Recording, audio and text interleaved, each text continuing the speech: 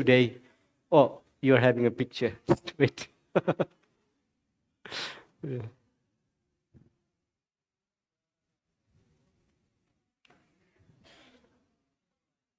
Yeah. Yeah. Hello. Can I grab your attention, please? Yeah. It's my pleasure to introduce you today's moderator. Tulsi Ronier, can I have you on stage, please? Yeah. She's independent writer and photographer, as far as I learned from her bio here, but she's more than that. Yeah. And can I invite speaker, Mr. Ramesh Bhusal? He's South Asia coordinator for Internews Earth Journalism Network. And Sonam Lama. He's a staff writer with Monga Bay. Yeah. And Sarah Rai, he's news anchor and reporter with Kantipur Television Network. And Mr. Mukesh Pokhrel, he's with Thomson and Reuters Foundation. Yeah, please. Now please be seated, and I'll hand over the discussion to Tulsi. Please go ahead. Now the floor is yours. Thank you. Can anybody please help me close the doors, please? Yeah.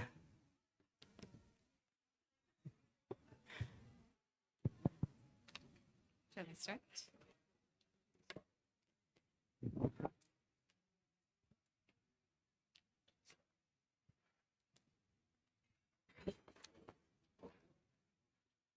Sorry, I forgot to announce the session's title. It's Reporting from the Third Pole, What We Can Learn from Environmental Journalism in the Himalayan Region. Yes, please go ahead. Mic check. Good afternoon, everyone. As we know, environment journalism is not just about stating facts, right? It's about sharing stories of people, stories of ecosystems, and stories of crises that shape the future of our planet. And today, we'll explore how these stories are being told in the third pole, which is also known as the Himalayan region, and what it takes to make them heard on a global scale. Thank you for joining us on this exciting panel discussion titled Reporting from the Third Pole, What Can We Learn from Environment Journalism in the Himalayan Region? First of all, may I briefly introduce our esteemed panelists who bring a wealth of expertise and passion to the stage. Please join me in giving a big round of applause as I welcome Sonam Lama. Sonam is a staff writer at the Indigenous News Desk at Monga Bay, who focuses on amplifying the voices of indigenous communities and their role in environmental conservation. The next in the panel is Mukesh Pokhrel, who is a contributor reporter for the Thomas Reuters Foundation and Ukalo, whose work bridges local and international audiences and powerful stories on sustainability and climate change. Next in line is Sarah Sapsanama Rai, who's a reporter at Kantipur Television Network. She brings a dynamic perspective on environmental storytelling in Nepal's media landscape. Last but not the least, let's give a big round of applause for Ramesh Bhusal. He is the Nepal and South Asia Program Manager at Earth Journalism Network, who is an expert in mentoring journalists across the region and driving impactful environmental reporting. Welcome to you all. So let's dive in headfirst into gaining these invaluable insights from these journalists who are present with us here. My first question would be for Ramesh Thai, right? So Ramesh Thai, in the past 15 years of environmental reporting that you have done extensively yourself and while supporting and mentoring journalists from across the region, right? So my question from you is, from your 15 years of perspective, what is the current state of environmental journalism in Nepal? To say it in brief. I mean, I don't know what the status of environmental journalism is, but I think in the last 15 years, since I started when I was in college, I never studied journalism. I did my science, and then I was studying a lot of global climate change, geomorphology, hydrology, melting of ice and everything. But the media was not covering what I was learning in the university. So I thought like I could do better if I go to. And fortunately, I had a voice that was something that people thought that I could do better, and then they give me a job in the radio. Um, Back then, I never read like the good pieces that I wanted to learn, and when I went to newsrooms, people were not thinking environmental story as a story of the day or something that matters. So it was politically very dominant newsroom. They used to say, "Hey, if you have a news, then it will be a filler for today or something like that." But in last 15 years, what I have found is that more and more people in the newsroom itself are talking about environment. They reach out to me and say, "Hey, Ramesh, our reporters want to learn a bit about environment. Can you help them?" Or the editors come to me and, "Can I sit with you for a couple of hours and learn what is happening across the globe?" So the ownership of environmental agenda has increased, which is good for the newsroom because and I think this is because of climate change. Everybody started to talk about this biggest story of the century. Everybody was starting to talk about the melting glaciers, the rising temperature. All those things came up. So newsrooms are taking up this issue much more better than when I used to when I started journalism in 2005 or 4. So it's good, but I think there are a few things to think about. The issues has come up, but the sad thing is we should have more people to report. So the number of people who want to report is declining. It's not only in environment, but I think in overall in journalism, we're not getting good people coming up to do stories, which is something that I worry much. Thank you so much for sharing that unique perspective on this matter. I'd like to pass this question to Sarah, right? So Sarah, as a television journalist who's worked in this field for over 8 years, right? How do you think that medium has contributed to environment journalism in your perspective? How do you think that has, created impact, or in comparison to print media or say radio media? What is the role of television there? I think, is it working? Hi, everyone. Any voice is an additional value, right, to the whole agenda. And I think visual medium is, I believe, one of the most engaging ways to send the message. It is holistic in sense that you can grab the content, at the same time enjoy the content as well, right? It's more effective, I believe. Thank you, Sarah. Connecting to what you just mentioned about effective mediums of telling stories, right? And when I first got in touch with Mukesh, he was talking about the importance of being in the field and reporting, right? Basically field-based reporting, where you travel far along and where you immerse yourself in that surrounding, in that environment to do stories, right? So Mukesh, how has that experience been for you to do that sort of journalism? And what do you think is the impact of that? In terms of my reporting, I recall incident of 20 years ago. At that time, I was a student. I used to live in the Tinau River. Tinau River is the western Nepal, near the Butowal. At that time, there was exploitations of the river. I started my reporting, my journalism career from there. After that, I travel many places of the countries like Himalaya area and other regions. But there is, I found there is very exploitations environment. Just I want to share one example near the Kathmandu valley. Kirtipur. Kirtipur is near the Kathmandu mountain. During the COVID-19, there was road, but that was totally illegal without permissions any government office. Some government local level representative made road, then thousands of trees destroyed. So in the ground level, environment crisis is big, but in my opinion, my observations, but that issue has not reported in mainstream media. Thank you, Mukeshi.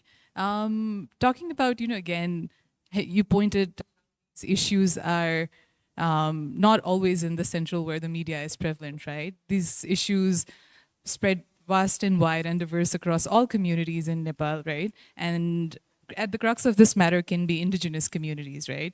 And I think this question brings us to you, Sonam, who focus on indigenous issues in Nepal and globally as well as a writer from Monga Bay, right? So my question to you, Sonam, is who do you see as the primary audiences to the news that you write? Is it reaching the indigenous communities? Is it reaching the indigenous people? What kind of language format and medium are we taking in account so that these stories are being effectively communicated to the audiences that it targets? Yeah, thank you for the question. I think when it comes to indigenous journalism, it's very important to nowadays we are like much into digital journalism, as Sarah also pointed out. So it's very important, and it's also challenging in terms of indigenous people because they are really widely spread, and they also have this language barrier sometimes. So in terms of media, I think. In terms of the content that we produce, more than that, the quality, I think it is really does matter to covering indigenous voices. Like when you give an example in Nepal, there are very limited media that covers indigenous voices, and because we are also bearing the brunt of climate change, indigenous peoples as well as vulnerable communities, it's very important that these media should be really flexible in the sense that, like for example, in rural areas, a lot of newspapers are not really functioning there. Their social media, the way they interpret or the way they receive the messages is through TikTok or maybe Facebooks.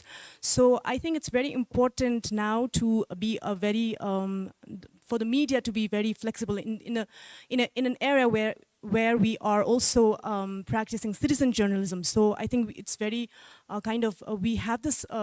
When we say media, we need to be very expansive in the sense that how are we producing it, and what our contents are also reaching to these vulnerable and local communities as well. So yeah, I think. Thank you. On a related note, I'd like to pose another question to Ramesh there. So it's been said that every story is a climate story, right? Or everything is an environmental story. Do you see this as the truth for the third pole? I think yes, because you can't live without this year, water, forest, land. The only thing is we take it granted. That's the problem. So we can't live with money only. If you remove all other things that shape up your life, you can't live with money. I mean, money matters, but money can't make you, give you everything, right? So we started to make this whole service commodity. Like we started to sell everything that we can. So we sold everything on earth, and we're trying to sell more and more. So we changed this common property into a commodity and make money out of it, right? So I think every story is a climate story, and every story is an environmental story.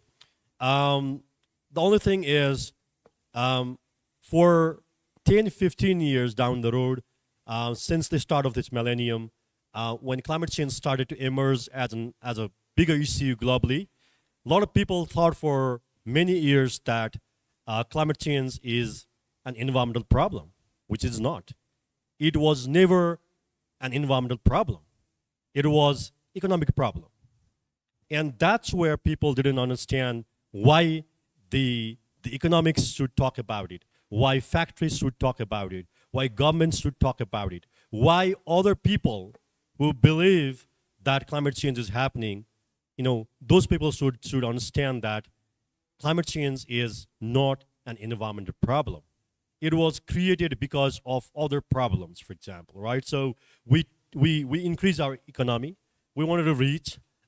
We commodified everything. And that's where the problem of environment came in. Now, for years, what happened was everybody thought that, we could solve this problem if we talk about environment. It wasn't true. So people started to talk like, okay, for example, what makes our economy better? But you don't start from a point where you say, what if your environment is better and that will lead to a better economy, right? So everybody now moved into a second phase saying, let's talk about economy. Let's fix the economy and then fill in environment or ecology there. So it won't solve it because ultimately what will happen is you'll think first about economy and then ecology. So in last 10, 15 years, there is a realization that, things are changing, it's happening, and we need to act. The problem is, I may be wrong, but I think the humans are the most divisive species on Earth. As one species, for example, we all are humans, right? But if you start to talk about it, you'll say, where are you from? You are black and white, or other color. You are from different, you have different genes, and then you have different economy.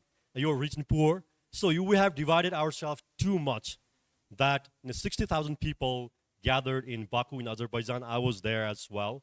And then people couldn't agree that this planet is facing a problem and we need to solve it because we are so divided that anything we do does not, put environment or ecology at the center of the problem. So we start from other things, right? So I think, I don't know how it'll evolve, but one thing is very, very sure. Whatever you do, whatever you use, the pace of the destruction that is happening on this planet is really, really fast. In 100 years, imagine, if you just see if around yourself, 95% of these things were not used by your parents, for example, or your grandparents. We created everything in the last 200 years, for example. So the pace at which we are destructing this planet is really, really terrifying. So individually you feel like, I have a laptop, mobile, car, I have a plane, I can travel, but as a common species or one species on Earth, we are very vulnerable, and we knew that in pandemic, and things will change that way. So we feel we are so powerful, we are so strong, we can do anything we want, we can engineer this planet, but I don't think we are thinking right. So the whole thing of this journalism in environment is, how do you tell people that the pace and the race that you are in is not leading you to a better future? We feel that we will be better, but I don't think if you see collectively, we are not being able to tell this story in a way people feel that things are going really bad. It's not about one election in United States or some emerging somewhere else, but collectively, if you see around yourself, you should feel that the way we are treating the planet, we're not leading to a better future. I think this message should be told by so many other journalists. It's not about environment journalists, economics journalists, political journalists. Everybody should talk about this as a story that matters. Thank you. That's actually a key theme that encapsulates, I think, that will come up throughout this discussion today, right? My next question would be for Mukesh Ji, right? And when I spoke to you earlier, you mentioned of your critical reporting on environment issues such as illegal logging, wildlife trafficking, sand mining, that has not only exposed corruption and ecological damage, but also has led to some tangible impacts, right? And earlier when I was speaking to Mukesh, he was mentioning about receiving threat calls and, messages of like harm and damage that he has received over the years, right? And for instance, when you receive these messages, when you receive these threats, right, how do you manage the personal risk and challenges of covering sensitive topics? And does it deter you from being a journalist at all, like as we face lack of resources and lack of safety security in journalism across the globe, what is your feeling behind that? Just I cover many stories during my working in Himal Media. I want to share some cases of the threats. It's 2018. I covered one story. It was related with local level representative. They were exploiting forest and uh, river and other things. And I covered a story. Then some representative called me and they told me that we are going to action. Where are you? Please come here. They told me that. But I didn't fear, and I told them, please come in my office. So if you want to talk, please come in my office. Then other other incident like same that. But when I feel threat, I feel I am success to in my story. So I don't feel any fear and any hesitations. If I feel any hesitations and fear, I couldn't write many stories because many times threats, some mafia and others, but I didn't feel. And if in my experience, if we write with proof, they can't do anything, but they can do threats. It is simple for investigative journalism. Uh, so if they, uh, in my experience, they always asked me, what is your source? What is your source? How to write? How did you write? That type of questions they asked me. Thank you, Mukeshji, for sharing your anecdote to show what kind of repercussions one can face when doing investigative or impactful journalism, right? So my next question would be for Sarah. Sarah, as you spoke of the effectiveness of visual media and the power that it holds, right? Do you think there are any gaps in how the third pole has sort of taken that tool and been able to harness it or not been able to harness it? The power of visual medium. Yes. Well, there are many lapses because first thing is our story as good for people to watch and receive the message. There are layers and layers of problems, in fact. How are we covering the story? Are we covering it through all the angles that there are? And are we communicating it in such a way that our stakeholders are going to receive it with the intention that we made it, right? So of course there are lapses for sure, but it's about trying. We report, we have experience, and then you put that experience and add value to your next report. So it's growing and we are growing. As for me, I am certainly a better environmental journalist, climate change reporter than I was 7 years ago, right? So it's all adding up. Right. Thank you, Sarah. And I think I just want to highlight and add on to what Ramesh was saying. Like, when we talk about the impacts of climate change, for instance, we talk about disasters, number of floods are increasing and all, but there are also intangible side to climate change impacts, right? For instance, climate change has been affecting many indigenous communities' livelihoods. So that also needs highlighting, I think. Thank you, Sarah. I'd like to talk to you, Sonam, now. Since you are and someone from indigenous background, right, and you cover indigenous issues, right, do you think it's important to do that? Do you think it's important for indigenous people to have those tools and resources to cover that, cover their own issues? And what kind of differences do you see when an indigenous reporter is covering that story, or say someone who's not an indigenous reporter covers the story? Have you felt any kind of difference in that experience?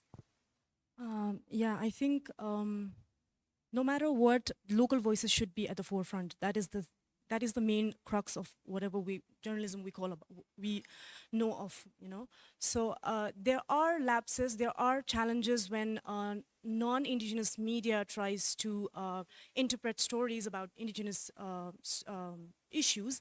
There are challenges because there are a lot of things. First of all, it is very important to acknowledge that vulnerable and marginalized communities, including indigenous peoples, have a very crucial role in conserving biodiversity. And they are facing the brunt of climate change in a very different way. So that should be highlighted. And no matter what we write about it, the voices should be always at the forefront, because they are the ones who should be telling their own stories, because it really matters for the storytelling.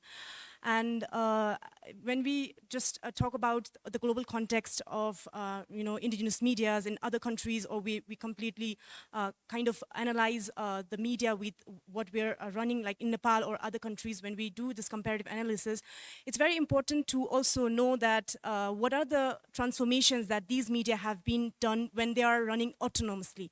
So when they are running autonomously, it is very powerfully bringing forth these communities and their voices and the issues that they're facing.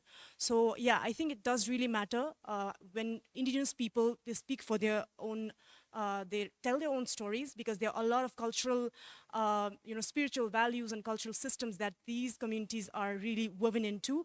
And there are also these cosmovisions that they share about. So this is, which is really should be the local voices, and which really should not die in local media. So that's why I think collaboration, saying that collaboration is really important, because it bridges that gap. It's not only that we need to do this autonomously or independently run this media, or, you know, put our voices forth, but I think this collaboration between indigenous and non-indigenous media is very important in that sense as well. What do you think is the status of that? Do you think that is happening, or are we moving in that direction right now in Nepal and in the global south? Yeah, I think it's really improving, I should say. But when I really have to do kind of comparative analysis, or like, because I also do stories from global contexts in Southeast Asia or Africa, and the role of media has really been powerful in conveying their voices and what they feel.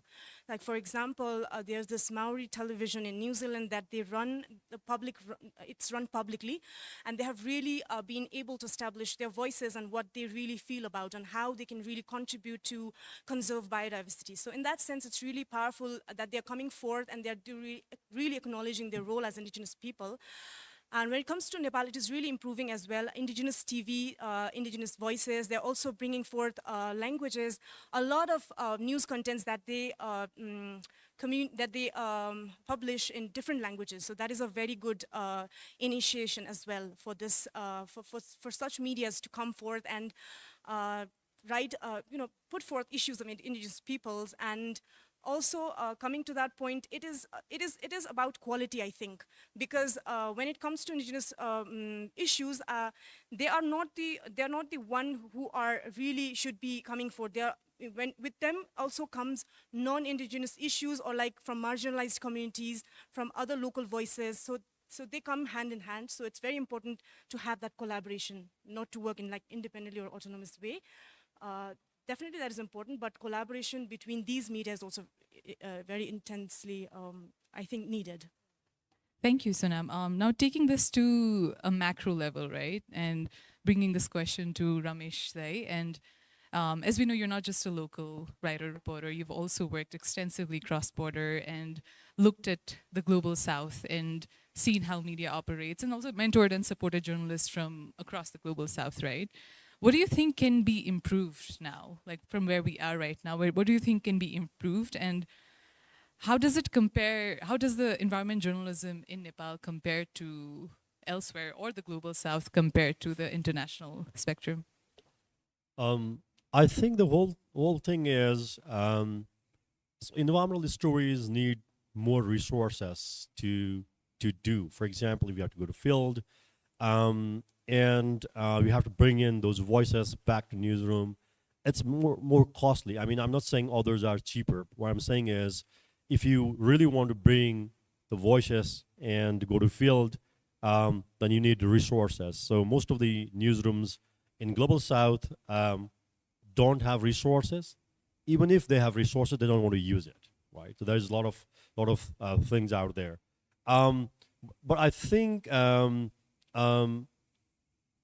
the last 15, 20 years, the major chunk of environmental journalism has come from the, say, donors communities support, for example. Some are, new initiatives. Some people, they want to invest in this kind of thing. So the resources that were not available for journalists in the past, at some point we would say a bit of it has come from this donors community. But it comes with some cost. I understand that, but still, there is a chunk of investors who think that investing in environmental journalism matters. So if you talk to me, if I had not been part of the Earth Journalism Network, or say I used to be the Nepal editor for a website called The Third Pole, which has now become Dialogue Earth, I wouldn't have survived in this space, because my needs are not going to be, fulfilled by the way the media is operating in Global South. So I should opt for something which I don't want to, but I have to. So you can't just do things as you want. There are a lot of other constraints. Definitely, I come here, I knew that I can't be a millionaire and a journalist. I knew before starting. So if I had thought about being a millionaire and millionaire, I should have gone somewhere else. So I came here just understanding that, I should sacrifice a lot of things, but I can't sacrifice everything. As you grow, you have a lot of other things to do as well. So, and then that just, pushes journalism towards something else. More and more people are moving to consultancy. More and more people are moving to communications because they have to leave, right? And then that will derail. That will not make a vibrant journalism community. I think Global South is really reeling with this problem. And I work with the Global Network of Environment Journalists. We give fellowships to journalists. I mentor them. And those people who get a fellowship this year, and after 3 or 4 years, if you meet them, many of them are somewhere doing a consultancy or going to NGO or going to communications. I feel so bad because just because they don't have resources to do journalism or thrive in journalism, they have to push themselves for other occupations, which they didn't want it to, right? So it's challenging. And also, environmental journalism, you also need to spend a lot of time understanding this process. Earth is a very complex ecosystem. It's not easy to understand what is happening here, right? So you have to spend your time to understand how things are changing. You have to also spend time on understanding, build your capacity to understand what exactly means. And when you say the Earth is warming at 1.1 degrees Celsius in 250 years, what does that mean then? It is not only 1.1 degrees Celsius increasing in last 250 years, but it has a lot of other implications. How do you identify them? How do you understand them? So, you need more commitment. You have to spend a lot of time to build a capacity. And many of this journalism fraternity in Global South, they become journalists by accident. I became a journalist by accident. I was in a college. I really wanted to know more about this. I used to read newspapers, but one day I went to a radio station and I said, I want to talk. I want to speak. And they said, oh, your voice is good. Why don't you work with us? And then they gave me a job. And there I figured out this is a fantastic world where I could do much better than being a scientist. So I can communicate to people, right? So a lot of people, they go to newsroom. In the classes, they don't learn about environment. They do a journalism, class, or, they just, they just come into journalism and then environmental journalism by accident. And then if they enjoy, they will keep doing. And after some time, when the newsroom doesn't own them, they don't get resources, and then they just move into other professions. So it is a common kind of a problem across Global South. I think even Global North, journalism is not a money-making business. I know- have a lot of friends out there in Europe or in America. They are also struggling, but at least they can make their life. I mean, they can live, they can survive because they have a government, they have some insurance, they have some kind of system in place where they could get support from. So they don't have to worry much about those things, right? That will give a liberty for them to do journalism in some way.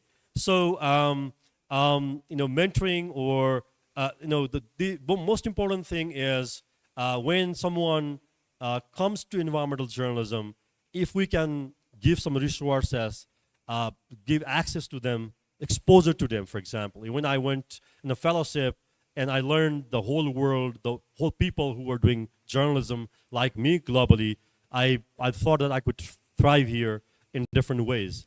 But I don't want to quit it. I want to do it. I want to work. I want to write. I want to contribute at some point. So that kind of thing happens if you have resources, or at least can make your life easy. I think that's where all the global community of environmental journalists are struggling with. And if you don't have a charm in journalism, don't have resources in journalism, then who will tell this important story then, right? So this community needs resources, but also that shouldn't be you shouldn't be a PR machine as well. I don't want to be a PR machine of someone because I just didn't want it to go other way because I didn't want it to be a PR machine of a lot of people, right? I have some values, so I can't just do anything that people say me, whether it's NGO or INGO or the investment company. So how do you just try to not fall into that trap and keep telling a story? That's very, very challenging for environment journalists. And I think we should think about diversifying our resources. For example, if you want to contribute 40% of your time and as a reporter, why don't you do 25% of work with others so that you can make a living, but you don't leave journalism. You have to because there's a passion out there and you shouldn't leave it, right? So what I did was I tried to use all the resources possible to keep journalism with myself. I mean, I wrote a book last month. I got published. I traveled all the way from Tibet to India. I wanted to write a book. I wanted to give up this job and then write a book, but I couldn't do it. It took 5 years, 6 years to get that, but I didn't leave that one because I want to do it, right? So all the journalists who are in the floor, they also should opt for multiple kind of sources to diversify income so that you don't fall in trap and then leave journalism. Sarah, do you have anything to add to Yes. that? As Ramesh was talking about resources, I think of the television journalists in our country, I have benefited the most from resources, fellowships. All the stories that I have covered so far wouldn't have been possible without fellowships and support. Because it's really obvious that climate change, environment is science, right? In order for me to understand, to invest time so that I can translate it, I need time and resource. And sometimes newsroom resources are not enough. And for that, fellowships and programs like these. Ramesh is, in fact, my mentor as well. He's taught me in a fellowship program too. So the investments are fine enough, but I think we need more investments so that we can cover the story. Just this year, around August, I was able to also cover how climate change exacerbates forest fires. That story would not have been possible without investments from CNN and Rockefeller Foundation. So it's also published in CNN. We need investment. We need more investment, in fact. What about you, Mukeshi, in terms of you now working as a freelancer and not having that stable source of resources to tap into whenever you have a story idea that you want to do? How has been your experience in this? I'm totally agree with Ramesh ji. One thing I want to add in that point, in my experience, journalism, environment journalism is taken as a donor agenda. Still, some media houses and some editors also take as a donor agenda, but actually it is not donor agenda because so there is lack of resource. If I want to go field trip for reporting, Nepali media houses cannot invest for reporting. So I think many environment stories has not covered, has not reported. Some as a freelancer journalist from Nepal, it is very difficult to survive because Nepal stories, international media, little bit only cover Nepal story. Never priority is very low. So if I don't get any fellowship, I can't go field for the reporting because it takes more time. So it is difficult in my experience. Thank you, Mukeshji. Sonam, I remember you introducing yourself and your interest as in the lines of that you like to really dig into underrepresented issues and underrepresented topics, all regarding indigenous communities again, right? So in your opinion, what is the most underreported environmental issue in the Himalayan region right now? In Nepal. Yes. So I think the recent one was I did the story with my editor at Monga Bay. So it was about hydropower, how hydropower companies are really violating the rights of indigenous people in Himalayas, particularly in Sankhausabha district. So they have this hydropower project which is running, and they have been completely running it under illegal grounds, faking the signatures of the people, and they have a lot of illegal things going on, corruptions and so on. And it was really, I think that reporting was a big lesson for me as well, as someone from Himalayan region. I was really amazed, I was really shocked, shocked in a very sad way that the level of the such infrastructure companies and such projects are really on the rise. Because when I talked to the people, they were telling they were giving me a lot of leads which could make to investigative reporting in the real sense. And that was one of the underreported stories because these kind of leads are happening a lot in the regions where there are hydropower projects running, but not to name all, but some of the projects are run illegally. And now it's very important, with all this thing happening, it's very important to know that indigenous lands, or the people who are the lands of the vulnerable minority people, are really under attack, because now we are in the process of just transition, and now a lot of minerals or a lot of hydropower projects, these are on the rise. So these lands are also very much prone to such kind of activities going.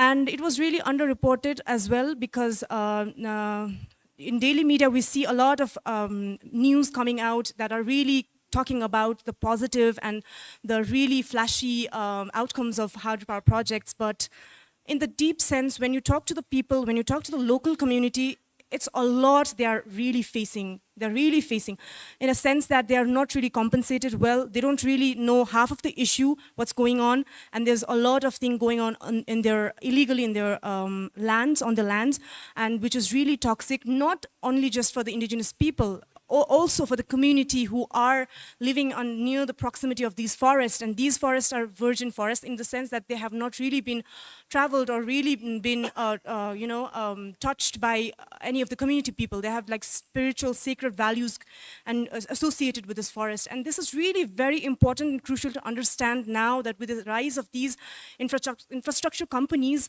coming into Himalayan regions, it's really worsening the situation. And And here it is very important for local voices, local media to come in collaboration with big medias because they cannot really run in, independently. They have like a lack of resources, and the journalists, they really need support. And it is very important for this collaboration to happen now than ever because local voices really do matter in such kind of reportings. So I really, personally, to my experience, I really try to as a media organization also try to bring out these local voices because in such stories, in such investigative stories, it's very important how they feel and what they can share about what's actually going in the field. So yeah. Yeah, I appreciate your candor in this issue. It does give us a lot to think about, and thank you for touching upon that. I think this is a great time for us to ask a mentor who's been supporting journalists across South Asia. In your opinion, if there's one piece of advice that you would like to give an aspiring environmental journalist within the audience or within the panel even, what would it be? Don't give up. I think there's no other thing that you can continue doing. I think there's a problem everywhere on Earth. I don't want to make you sad and feel bad about it, but I think we need more people to talk about it. It's not about journalism only. I think everybody who thinks that we will have a better future so to speak about it. It's not about environment journalism. It's about the place you live, the air you breathe, the water you drink, the rivers you swim, and the planet you live. So what I think is, in journalism, I mean, I have always told, I'm one of the fortunate people that who could survive a little bit for a longer time. I don't know how long it'll be, but I don't think I'll give up. But I could survive in different ways, and that makes me happy because I jumped into journalism from the whole scientific community. I was a very brilliant, science student. I had a career to do in academics and science, but I just came up here thinking that I could do more. I mean, I could make more impact. So I think I have done a little bit of it, and I'm happy that I could survive for a longer time. But one thing is, if you, I think Asia or the global South is a basket for new stories because if you see just in Nepal, in India and China, half of the world is just next north and south. It is going to be the economic growth center. It is going to be exploited more, and there's more need of environmental journalism in Asia or in this region. So there are stories. The only thing is, how do you understand them? How do you pitch them? How do you write them? And how do you keep doing it? Right? That's a challenge. But I think there is, for those who want to do journalism and environmental journalism, I think environment is going to be a bigger agenda for sure, because as North has developed, the South has said we will develop as well. So more and more stories will come, more and more opportunities will come, and there will be more stories to tell. So don't be discouraged and keep going. Thank you, Ramesh. This has been an incredibly enlightening discussion for me as a journalist, and I hope for the audience as well. Before we wrap up, does anyone have final thoughts from the panel so that then we can move on to a quick Q&A from the audience? Shall I go? Just to add on to the thoughts that we expressed regarding resources, there's monetary resource, but there's also data when we are reporting, right? So data is one aspect that's very crucial to our advocacy, our reporting. We cannot try to make point without having evidence. A few months ago, I tried to cover a story on a marginalized community called Chepang. I'm sure a lot of you know. So I referred to a research article that was published after a qualitative research. It claimed that because of climate change, the Churi population, which is the plant, which is very closely linked with the livelihood of the community, and also bat population were going down. So their level of source of income was being affected. So that was the angle to my story. But because of lack of evidence to collate my claim, I couldn't cover the story. There's a lack of research as well. So when we talk about resources, data is also one. And it all comes again down to investments. If there were organizations, funders who were investing in researching how these three come in correlation, it would have made it easier for us to advocate for that indigenous community. So yeah, data is also another aspect that needs to be put into consideration when we talk about environment journalism. Right. Thank you. Thank you for adding on to that, Sarah. So moving on to a short. Just a quick, Oh, yes. 30 seconds. Yeah. I think, we can be a better journalist with less resources because, as Sarah said, the people in America also have laptop, and we also have a laptop. We have a mobile. There is a public resource out there. If you have your interest, accept money, there is huge resource that you could access free of cost. The thing is, you need to spend some time to understand them, and then tell a story. So, whether you are in global north and south or the poor country, the resources that is publicly available and free, can make you a better journalist with less resources as well. So I think we should also talk about that resource that is available. The only thing is we need to spend more time on digging those information and telling stories. Yes. Thank you for that insightful addition, Ramesh.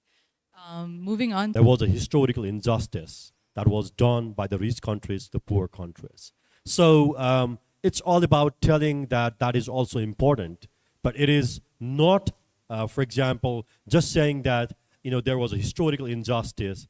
You can't do whatever you want right now, right? The audience members as well.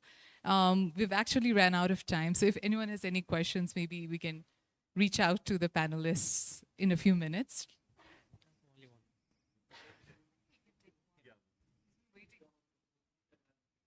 Continue outside. Okay, just be brief. Okay, yes. Hello. Hello, my name is Birendra Mahato Tharu. I'm from Chiton. So my parents was born in Chiton National Park so before the park was established. So I have the questions, all of you panelists. So before the national park was established, Chiton, most of Tharu's indigenous community lives inside the park. And they did their indigenous knowledge, grassland management, wetland management. And that time the wild animals number was very good. But after national park established, so we studied the universities in the environment science curriculum, only in a book, in Kathmandu or USA or Europe. And those bureaucrats, when they went to the Chitawan, and they said, no, indigenous people stopped. So we will use our environment knowledge to protect the wild animals. So, but after they protect the wild animals in national park, I'm a bureaucrat. So we study only the university and curriculum. But nowadays, most of wild animal has disappeared. It's not in a park. They said we study in science in the book. My question is, which is the best science? Indigenous knowledge is the best science, or their own curriculum is the best, a good science, environment science? Thank you very much. Talk to you personally, but it's a very good story. And we're not the people who should say which is better, but I think that there's a story out there. We should, report that better. I think I'll answer this briefly, very briefly. So that's a very thoughtful question. Because as we said that a lot of these biodiversity are conserved by indigenous people, there is indigenous science that really matters because they don't see nature as any kind of commodity. They have grown with nature and they know how nature works. So in that sense, indigenous science is very crucial. But at the same time, because of climate change, now the rising temperatures, everything, the climate clock is not really working the way it used to. Like, for example, I did the story from one of the island communities back then. This is what it reminded me of now. So they have this a lot of innovations, indigenous methods to check their the climate situations, when it would rain, when it is going to be the cyclone is going to come. But now it's like a bit fluctuated because of climate change. And now this is where the science comes into play, because it's very important. The blend of both is really important now, because we are at this situation where climate is really changing. So, but at the same time, it's very important to also have this consultation with indigenous people who have been taking care of these lands over generations. So I think the blend here, the blend of science and both indigenous knowledge is the key, and we should really opt for, I mean, I'm not saying that because there are a lot of research saying that both science, indigenous knowledge and the science should come into blend for climate solutions. Thank you. Thank you. With this, let's give a big round of applause. Thank you, speakers. Thank you. Now, we'll be having another interesting session. So please be with us. So the title is Organizing and Reporting When the Internet Goes Dark, Protest Movements in South Asia. Thank you. Thank you. And now I would like to call upon stage Rizwan Islam, South Asia Regional Editor, Global Voices, Annie Zaman, she's with Exile Hub, Kanab Sehgal, and Panther Rahman Reza, author and translation with Global Voices. Yeah, please take your seats, please, and let's give the audience 1 or 2 minutes to settle down, and then we'll start. Now the floor is yours. Please. You sit here.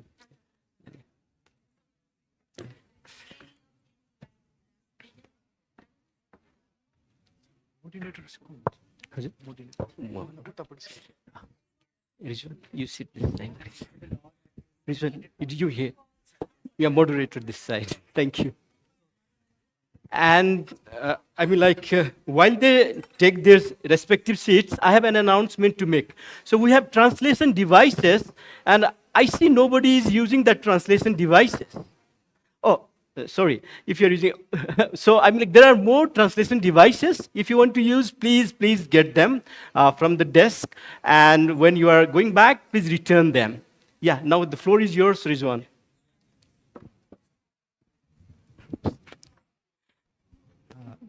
We'll be starting soon.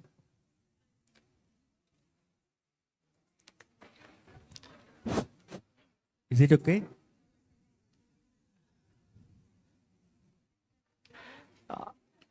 Can I please request somebody to close the door, please? Yeah.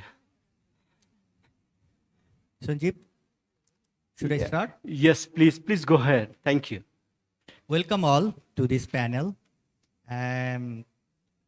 So, first of all, I'll do a short round of introductions. On the right-hand side, Panther Rahman Reza, who is a long-term GV contributor from Bangladesh. So he actually started from GV Lingua, so he translates stories into our native language, Bengali, and also he's an author and copy editor by profession. And he's also doing something interesting.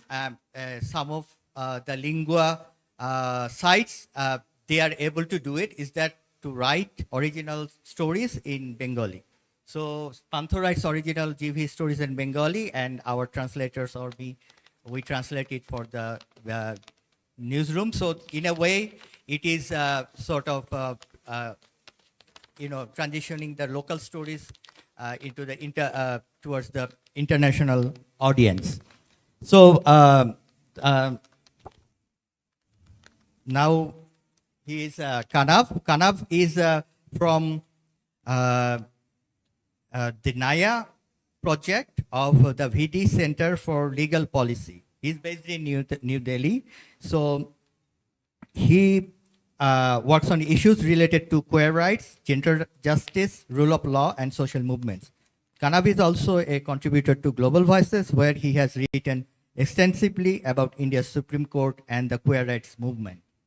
And besides me is Annie Zaman, who is also a long-term GV contributor and also served on GV board. So she is she is an independent journalist and researcher. Now she's the co-founder and director of Exile Hub, who's an organization working for Myanmar activists, and she also supports human rights defenders and journalists in distress. And my name is Rezwan. I'm from Dhaka, Bangladesh. So I'm the regional editor for South Asia for Global Voices. So I'm also a long-term GV contributor. So today we'll be discussing about something that is very much ubiquitous in the Southeast Asian countries, the tool of repression, the internet shutdown. So I think many of you in the other parts of the world have never probably experienced the shutdown or have experienced like briefly, because like shutdown, when you talk about internet shutdown, it like there are several forms of shutdown. So there are like this total internet shutdown. There are like network shutdowns where certain like mobile network is down and for example, the broadband internet is going. So there are, and also there are like internet throttling. We have seen many that implemented in countries like India and Bangladesh. So where they shut down the 4G element of the internet and only 2G is available, which is not good for like voice or sharing videos. So, and also there is of course the internet filtering. So we'll be talking about how this is affecting our lives and how it is affecting the activists who wants to do their work, who wants to write their stories, and also how it is a tool for repression. And I can tell you one thing from my side is that like I've been talking about, and I will be talking more about this, sharing our personal experiences. So, and okay, start with Kanav. Yeah. Because like India is the leader of Indian internet shutdowns, like it's on the top, and like over 500 shutdowns in the past decade. Yeah. So thank you, Rezwan, and welcome to my co-panelists, and welcome to all of you here. So as Rezwan pointed out, India is the world leader, is said to be the world leader of internet shutdowns. We have amongst the second highest mobile users in the world, but we have the highest number of internet shutdowns as well. For me, I've had a personal experience when I was out with my friends. We were protesting the NRC, CAA changes that the government brought into the law. It was very surreal because what tends to happen is that the government suspends internet services. So you're not able to access your WhatsApp, you're not able to access Facebook. So you don't even know what's happening. You don't know whether there is a protest happening nearby. You don't know whether the police is around. In addition to that, while we were commuting from our homes towards the protest site, the metro station, we took the underground metro to reach the site. We found out that the metro gates were being shut. So we didn't even know where to get off. And on top of that, the police were deployed. In addition to internet shutdowns, what the government also does is it imposes something called Section 144 of the CRPC. It's basically a law that prohibits gatherings of 5 or more people. And this law, by the way, it's a colonial era law that has now been, it has been replaced with another law that is almost identical. So in addition to internet and so we basically had to figure out, find a very creative way to reach the protest site. And we eventually reached there. The point of the story is that if you look at the map of India, over the past 10 years, you will see that every part of the country, almost every part of the country has experienced some internet shutdown or the other. The largest internet shutdown, as some of you would know, are in Jammu and Kashmir. And of course, recently it's been Manipur. And these shutdowns, at least in Jammu and Kashmir, it was more than a year. In various other parts of the country, internet shutdowns continue to happen for various reasons. But it is extreme. There is a sense of heavy-handedness. And as Rezwan said, I work at the Vidhi Center for Legal Policy. And so I spend a lot of time examining what the law says about this. And it's quite fascinating because we have a Supreme Court judgment that talks about the right of every citizen to access internet. and also the right of people to also access goods and services that rely on the internet.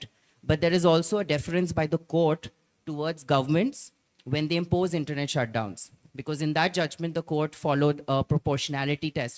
It's slightly complicated, but the court essentially said that the government can shut down the internet if it believes that there is a reasonable reason for it to do so, and that is a judgment that has been critiqued as well.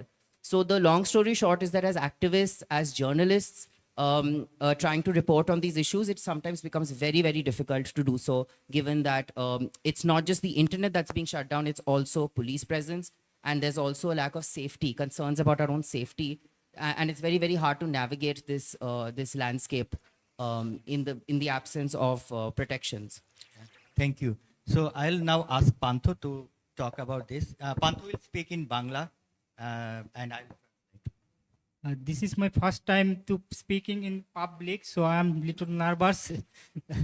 Don't worry, just go ahead. So I talk to speak in Bangla. Recently, বাংলাদেশে internet শাটডাউনের ঘটনা ঘটছে। গত জুলাই 17 তারিখ রাত থেকে জুলাই 28 তারিখ পর্যন্ত internet shutdown ছিল। ফেসবুক এবং সোশ্যাল মিডিয়া আরো বেশ কিছুদিন বন্ধ ছিল। তো এই শাটডাউনে So we translate this portion and then go ahead. Okay. So recently we witnessed a long internet shutdown period during our July student protests in Bangladesh. So the internet was, the mobile internet was shut down from 17th of July till 28th of July. And in the midst, from 19th to 23, there were like total internet shutdown, and mobile networks, the social media networks like WhatsApp and Facebook were shut down intermittently all through the month, and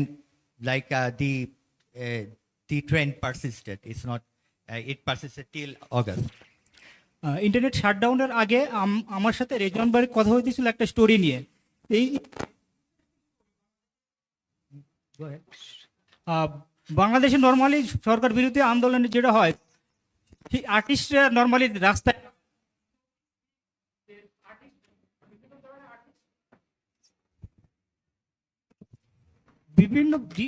বিভিন্ন টাইপের artist রাস্তায় নামছে, এবং বেশ কিছু artist already গান গাওয়ার জন্য বা কবিতা আবৃত্তির জন্য রাস্তায় নামার জন্য অ্যারেস্ট হয়েছে। So we planning about story GB, but এর মাঝে ইন্টারনেট শাটডাউন হলো। সো আমি কোথাও থেকে কোথাও কোনো ইনফরমেশন নিতে পারি নাই। So he was talking to me about a potential story. So we are seeing that this time around there are like many artists also protesting, showing solidarity among the protesters. Because if you know the context, in our country there is a Digital Security Act which has been transformed into Cyber Security Act, which is very এর আগে ঢাকা ইউনিভার্সিটির যারা leading পজিশনে ছিল আন্দোলনের, তাদেরকেও police already arrest করছে। So আন্দোলনটা এখন চলে যায় প্রাইভেট ইউনিভার্সিটি স্টুডেন্টদের হাতে। ব্র্যাক ইউনিভার্সিটি যে নিয়ার মাই অফিস, ওইখানে ওই দিন প্রচুর গোলাগুলি হচ্ছে, আগুন। The private university students came out in solidarity. So he was seeing all these violent protests. There were like fire and police brutality from his office. তো আমি ভাবলাম যে যেহেতু ইন্টারনেট তখন মোবাইল ইন্টারনেট বন্ধ, কিন্তু ওয়াইফাই মানে ব্রডব্যান্ড ইন্টারনেট চালু, তখন পর্যন্ত চালু আছে। সো আমি ভাবলাম যে একটু যাই, গিয়ে একটু দেখে যদি কোনো, কারণ আমরা নানা ধরনের ইনফরমেশন পাচ্ছিলাম। কেউ বলতেছিল 2 জন মারা গেছে, কেউ বলতেছিল 5 জন, খুব মানে নানা ধরনের ইনফরমেশন বাতাসে বাঁচতেছিল।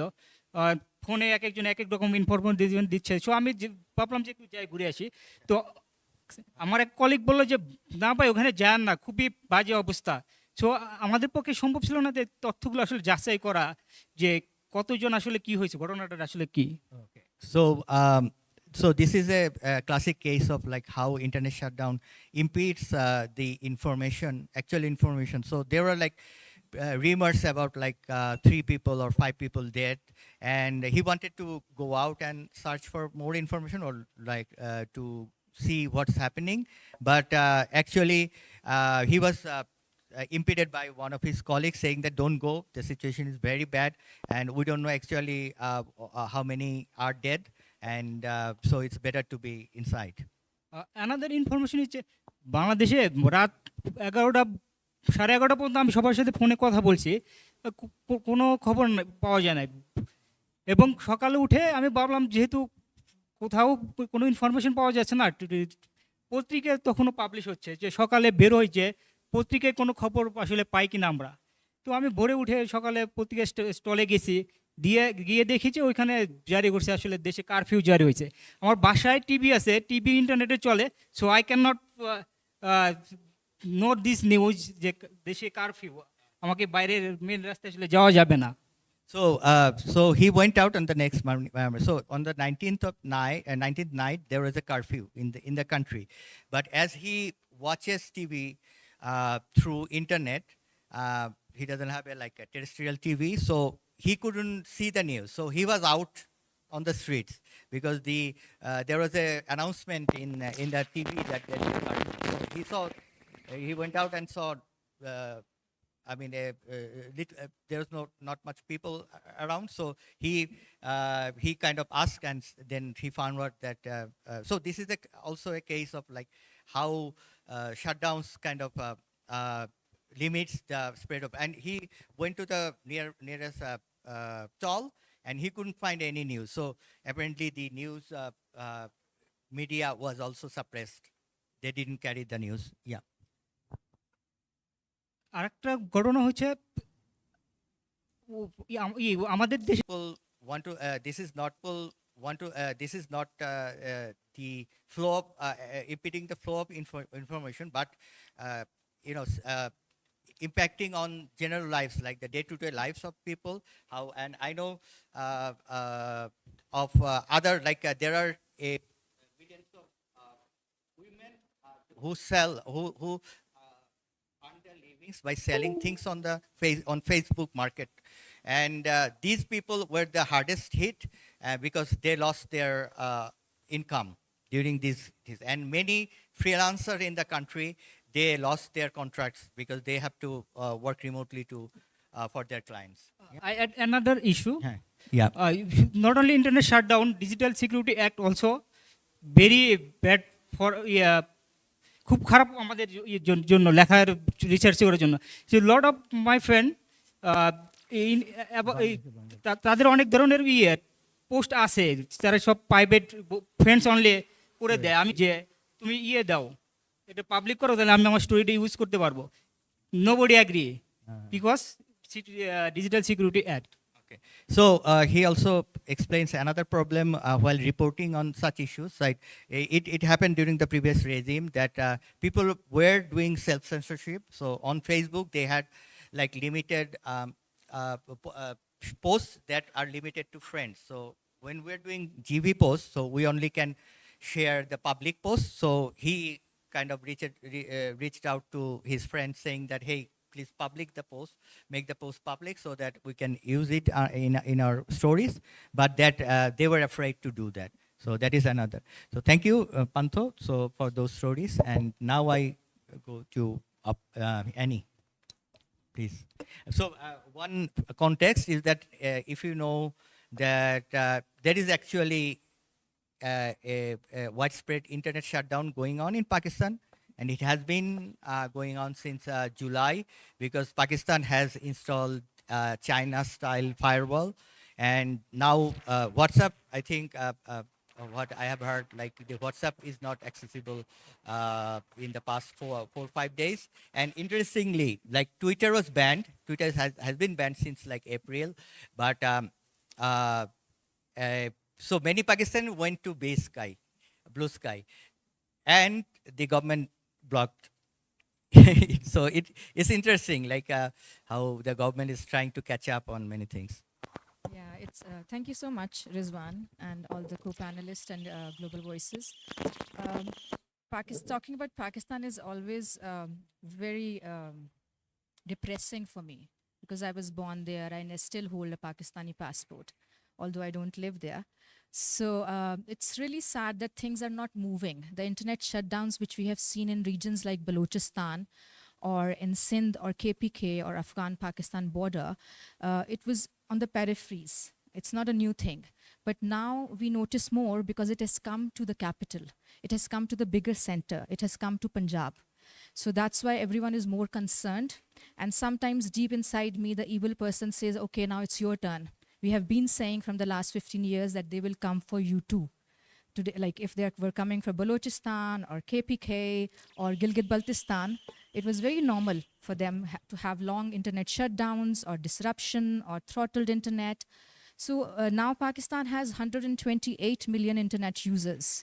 And in the first quarter, when the elections happened, we see 5 to 6 long internet shutdowns.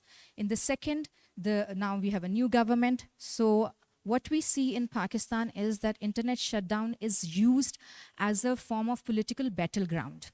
Whoever comes in power, they think that internet is a source of evil, is a form of, we have to disrupt any information that's coming on the internet.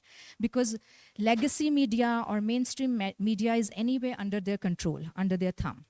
And in Pakistan, we call it hybrid plus regime. Pakistan has a parliament, but it's run by the military. There's an open secret in Pakistan that Pakistan is a country for the military, not for the people. So we all serve the military. And right now the situation is that bad that among like activists or even young people, the main challenge for us is that those who are living in Pakistan, you can't even send stickers on WhatsApp. Even when there's like throttled, like they say, okay, there's not shut down. But due to this new idea of Chinese surveillance firewall, which they advertise in all newspapers as well for bidding in Pakistan. So I think 70%, population which is under the age of 25 right now, according to, Wikipedia. So it's really disheartening to see that governments, authoritarian regimes still use internet shutdowns and how protest happens. Recent protest, we saw that hundreds and thousands of people were marching toward Islamabad, the capital, and they disrupted, all the internet. So what happens with internet shutdown, which I see a biggest challenge is that disinformation and fake news and propaganda starts working. So legacy media, anyway, they're under their thumb, they're not going to report. And those who are like little bit, indigenous media or local media who are like digital like activists who are bringing some news out, they cannot. And what news we see through our algorithms and everything is government or military funded, paid information. For example, a recent example is that how many people got killed during those protesters who went to Islamabad. So there were deep fake AI images from one side in which they showed the whole main boulevard with blood. And then people were saying, thousands of people were martyred, they were killed, and people were sad, and we all had to fact check. It was AI generated pictures. On the other side, because government had internet shutdowns and they arrested many journalists who went to main clinics or hospitals to gather simple information, how many injured came on that day or how many dead bodies were collected. So they were also charged under, sadly, one colleague of ours, Matiullah Jan, he was first disappeared. In Pakistan, that's disappearances also is a very, very big issue.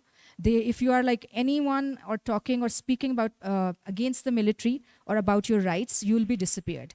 The journalist was reappeared, and then he was actually sent for 2 days of physical remand under anti-narcotic bills. A, they use narcotic, or B, they use Anti-Terrorism Act, which we have quite common with India as well. TADA, India has TADA, we have like Anti-Terrorism Act. So it's somehow what we have seen is that all of this is basically used to curb any voices of dissent in 2024. Thank you. I'll also share some personal experience about like how does it feel when there is no internet. So for example, I work remotely, and when the internet shutdown happened, like I tried to reach out. So I was supposed to publish something on the next morning, so internet went out in the evening. So I was just finishing a GV call, and suddenly Philip's face froze. So I thought like there is no internet. And then that was the moment the internet has gone out. So I tried to send text. So I think Georgia got my text on the next day. So and I think I sent to Amia, who said that like I have shut off the SMS because they sent too many spams. So I mean, so we have literally gone back to those days, like you know, the stodgy days when we were like only texting. There was no WhatsApp, and also interestingly, there someone from Pakistan, Dawn News, tried to contact me. They wanted to interview me, and I said that how that is going to be done, and they called me. So it was like after 10 seconds, the call was cut. So I did try to send him some information through SMS, and I think I got one SMS through to Georgia, so she knew that like I'm okay, but the internet is not there. So this is like a sense of frustration. So it doesn't like it affects on multiple things. So it affects on economy. For example, there is actually a calculator available like that can calculate how much does it cost to have 1 day with no internet for countries. So this is very important when we're talking about like activism or trying to do something, trying to make the government understand that what damage does it is that it does immense damage to everybody. Like it does immense psychological damage. Like people would be, I know like many diaspora friends couldn't reach their families, and they kind of sent text to me saying that, hey, I can't reach my parents. Are they safe? So this happens. And like after the internet shutdown, another thing happens. So internet is, you know, like disinformation and misinformation is a constant threat, but there is also the resistance. So for example, there is also the fact-checking efforts. There is also lots of like countering those like propaganda. But as this shutdown happened, many of our diaspora didn't get the proper news. So I was doing the covering the story on for Global Voices. So I went to the local AFP office, which was coordinating to get the correct figure of death, and that time it was like 2,207. So and so I reported that in Global Voices. But then when the internet shutdown was over and the diaspora people said that, hey, you don't know, there are like 3,000 dead. I said, how do we know? They said that, oh, videos are everywhere. So even in those things, I mean, before the total shutdown happened, say many of the videos went out, and there are like a lot of misinformation, disinformation with that. So you see the chance of not debating those kind of assumption is another aspect of the internet shutdown, how it can and we have seen in India, like for silly reasons, like they have the exams, public exams, and like they can't so there is this you know, adultery, like people do cheat in the exams. So they try to cheat, to stop that, and they shut down the internet. They think that like people could do cheating. So all these things, like thinking, like not thinking clearly, not thinking positive, logically, is the so we can kind of I mean, consider the government approach is not at all like logical or like thinking about the people.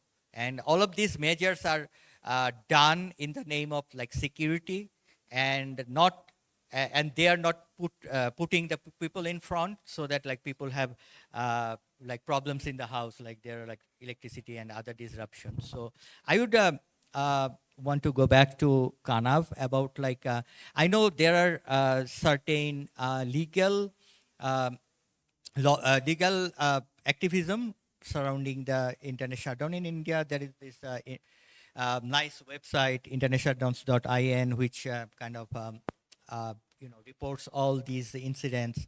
And so there is this Anuradha Bhasin a lawsuit where you know the court has asked the government to you know roll back the shutdown. So do you think they are effective, or I mean that's a bit of old news, but do you know about recent cases or such thing? So the problem is that even though we have a court judgment that talks about the access to internet as a fundamental right, we also have colonial era laws that are still in our law books. And the other interesting thing is we actually in 2017, there was a law that was passed that actually governs the procedure that the government must follow to implement a shutdown. And there's some fabulous reporting that has been done by News Laundry, where the journalists actually spoke to officials in the government, and they also they filed RTI, Right to Information Act requests to understand whether the procedure was followed. And what they found was that the procedure was not being followed. For example, if an internet shutdown is being instituted, it is required of the government official that is institutionalizing that shutdown to make that order publicly available. Similarly, for every shutdown that is imposed, a review committee is supposed to be formed. But we don't know who the people on this review committee are. This information is not publicly available. So when you have a law that talks about a certain procedure and that law is not being followed, that raises further questions about transparency and fairness.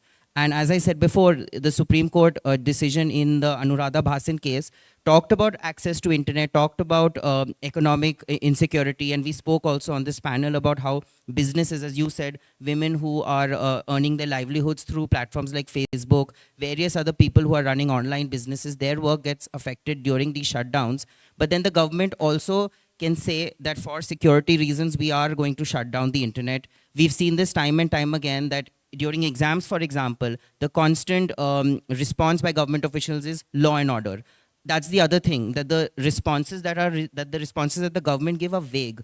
Law and order, security, concerns about lynching, concerns about violence. So when you give responses like these, technically you are adhering in some sense to the court judgment, but I would say not to the spirit of the judgment, because you're infringing on people's ability to express themselves.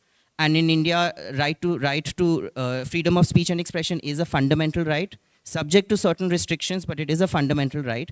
The question is, where is that line being drawn? The government seems to be drawing it towards the side of order and security, whereas citizens are saying, and journalists especially, we must talk about journalists as well, that they're not just their ability to work, but even their safety is compromised in these situations.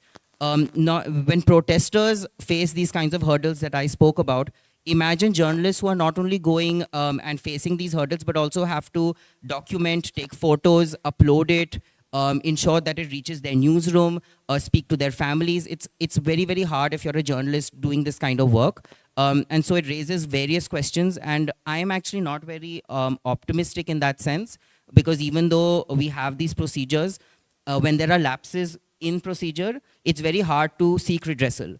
Who do you seek redressal from when sometimes government officials don't even know that these laws exist? So again, News Laundry filed an RTI application with the local administration, and the local administrator said, we don't even know about a judgment of this nature, the Anuradha Bhasin judgment. So here's the irony, when government officials don't even know what their responsibilities are, and everyday citizens are suffering, then what do you do? So I think it's important for us to talk about these issues, for us to raise our voice. But at the same time, we must, in our own way, hold government officials accountable, and also hold the courts accountable for these issues. Thank you. I'll go back to Pantho.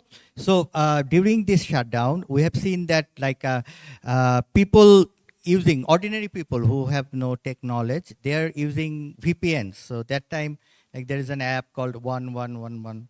So very popular. I mean, people are trying to access Facebook, they couldn't access. So, and during that time, I also know our minister saying that the internet is slow or shut down because people are using VPN. So all these things. So can you share how people were accessing those VPNs, or if you know how your colleagues or people from back in your village, how they were tackling this issue?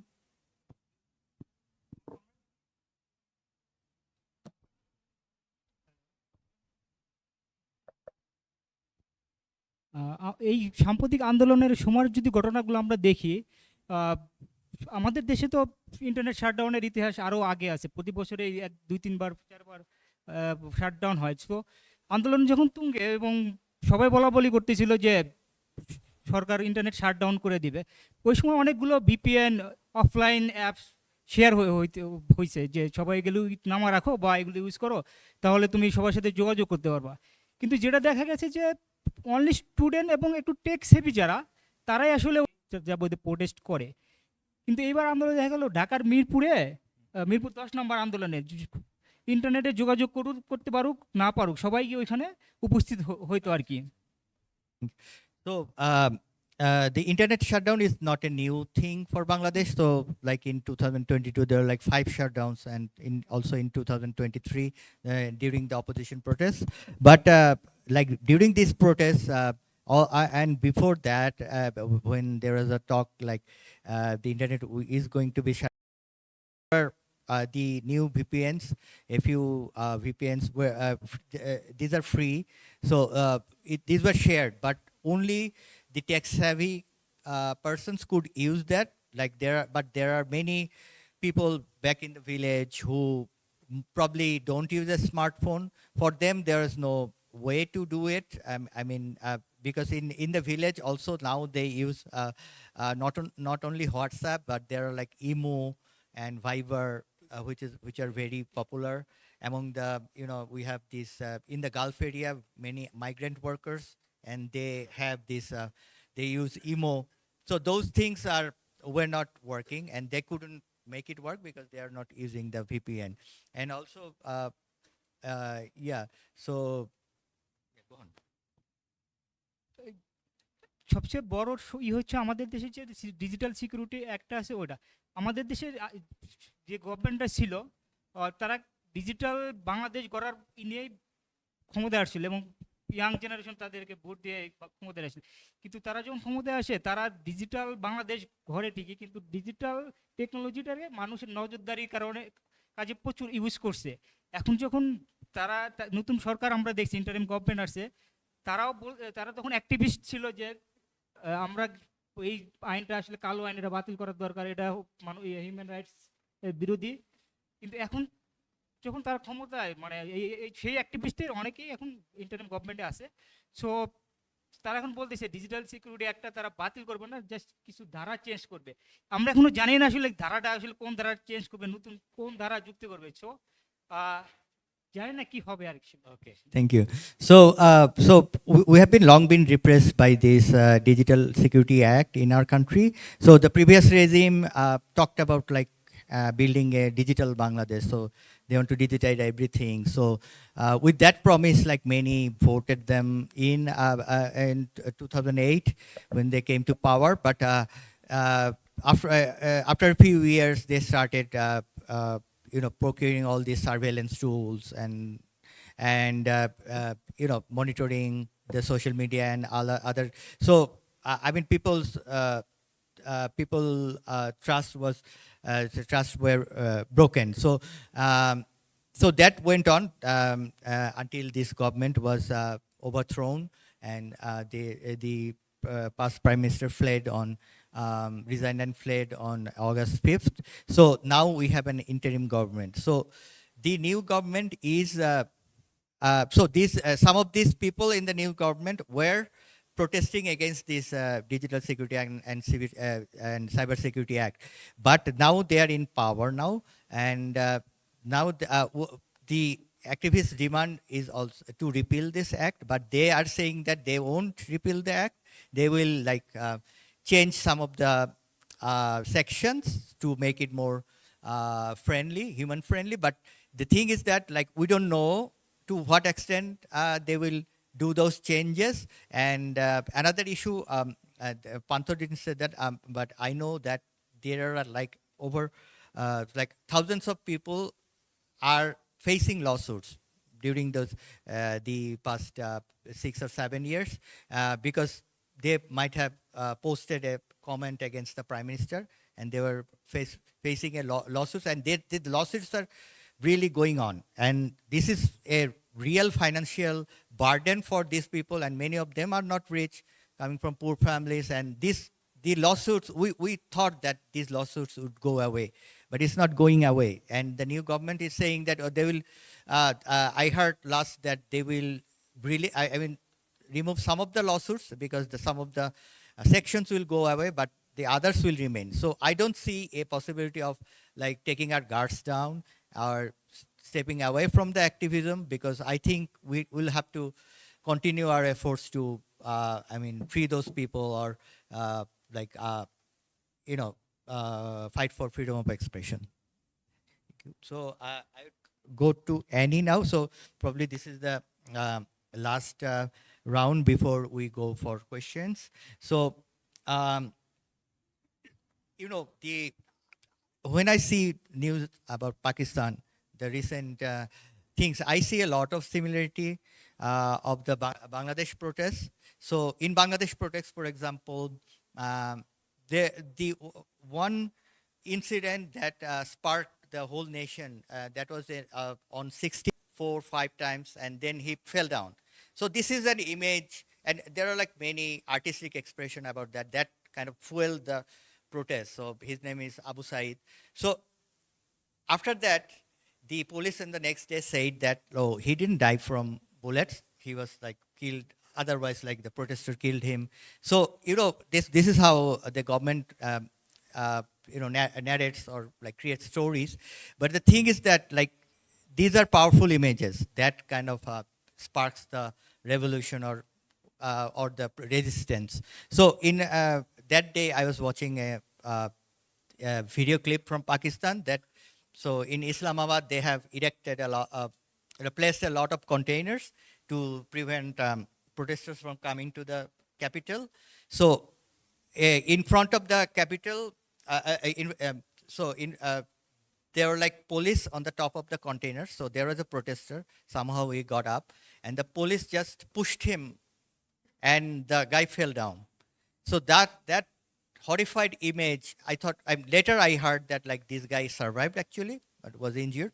But this kind of image actually is kind of sparks a lot of reactions. But also this is, these are the images the government wants others not to see. So that's why the internet shutdowns and other things are happening. But I want to know from you, like how, what the activists are doing to counter these tactics. Like how they're trying to do their activism in spite of all this, repression and internet shutdown. Thank you, Rizwan. It's really sad that that image or video didn't spark any kind of more protests from other parts of the country or other political parties. Pakistan is so fragmented, and it's a kind of we call it like in Pakistan, you can rent a mob as well, you can rent protester as well. And whoever comes in power, having containers is very common now in Pakistan. That, okay, let's put a castle, make Islamabad the fort, and nobody should these kind of images. Their mindset is to bring more fear among the citizens. That's why they do these kind of things. What we see, for example, in Balochistan, when I was reporting back in 2007 to 9, they used to throw dead bodies, mutilated, not like normal dead bodies from choppers to Baloch areas with letters in their pockets or dead bodies that, okay, no dissent, don't protest. And now we have more than 10,000 missing people in Pakistan from that particular region, Balochistan. So internet shutdown is a very small, I think, thing for Pakistanis right now. There are few I see in the audience here as well who would maybe like to agree or not agree to that. But I feel it's really, really civil society. Just 10 days ago, I was invited to a solidarity conference for one human rights defender who is behind bars from the last 5 years. And he first went missing. Then lots of effort came back and forth, and from the family and from a very tiny miney. The activists are very, it's not back in the day in the 80s or 90s even, or early 2000s. Now they have repressed, they have so much, military has so much control over everyone's move that people fear to dissent, particularly after the 9th of May incident last year, when Imran Khan's party went out, and they actually in Lahore, they went and they totally burned down one military building. So that is, I take Pakistan, there's like 9th May 2023 and post 9th May 2023. Now there is no space for any kind of dissent or to speak up. If you ask any Pakistani today to come and speak about any critical issues on a public platform, they won't if they're still living in Pakistan or their families are still inside. And also what we see is, for example, when after the fall of Kabul in 2021, Afghans particularly living in Pakistan, they face a lot of burnt of all these, what Pakistan on one hand is pressing their own, but also the Afghans living in Pakistan who have taken refuge in Pakistan through the SIMS, for example, they can't even protest. They can't even get SIMS. Even they get SIMS or they get any kind of ID, they get tracked in Pakistan. Surveillance is on another level. It's very sad, when I travel back home, I tell everyone that I will be like, I won't be reachable. And after this whole internet shutdowns, now the other joke in Pakistan is everyone is getting their landlines back because you cannot no more use like WhatsApp or Skype anymore. We have gone back to, I think, dark ages. We are going backward. Thank you. So we're at the fag end of the event. So we'll now be taking questions. So if you have questions, please raise your hand. The mic will be there.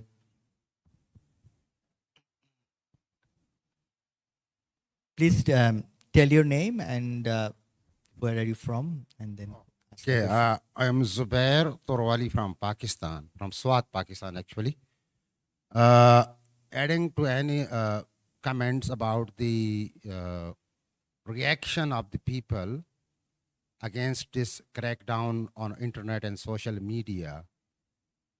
Unfortunately, we see Pashtun living in the northwestern province, Khyber Pakhtunkhwa. So after that November 26 riots in front of parliament in Pakistan, now every Pashto speaker Pathan is being profiled in Punjab. So there is this ethnic divide, which is also an obstacle to have a collective resistance against this oppression and repression. And as Annie told that previously people from the margin, the border area of Khyber Pakhtunkhwa, as well as from Balochistan, they were calling upon the people of Punjab to go with them against the repression and military repression.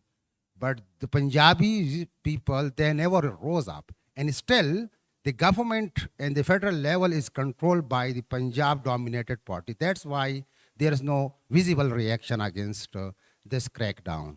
Thank you. Yeah. Next question, please. Hi, my name is Lais. I have a question in general. I'm fascinated about how you spoke that internet shutdowns have impacts to fundamental rights beyond digital rights. Yeah. Do you see this as an avenue to involve NGOs, civil society that are working beyond the digital rights environment to also pull them in to advocate for less internet shutdowns? Let's say, for example, NGOs involved in fighting gender violence, but also economic vulnerability, because, well, it's a collective fight, right? It's not only about digital rights. Thank you. Yeah, I can talk about my country. Is that like during the past regime, some of these NGOs were like repressed. So, for example, we know of a digital rights organization who is going to do some digital rights capacity building. So, for every foreign funded project, that the project needs to be certified from the National Bureau of NGO Affairs. So, that process is so authoritative, and because it's like they will ask like, why are you doing this? Who is funding and all these things? So they came up with like simply digital hygiene or something that doesn't like catch their interest. And also, so there is no in the NGO. So I was involved personally in some of these consultations. So we some of the digital rights organization and journalists were forefront of talking about internet shutdown and against the Digital Security Act in our country. So we did those activism, but we couldn't find, like for example, one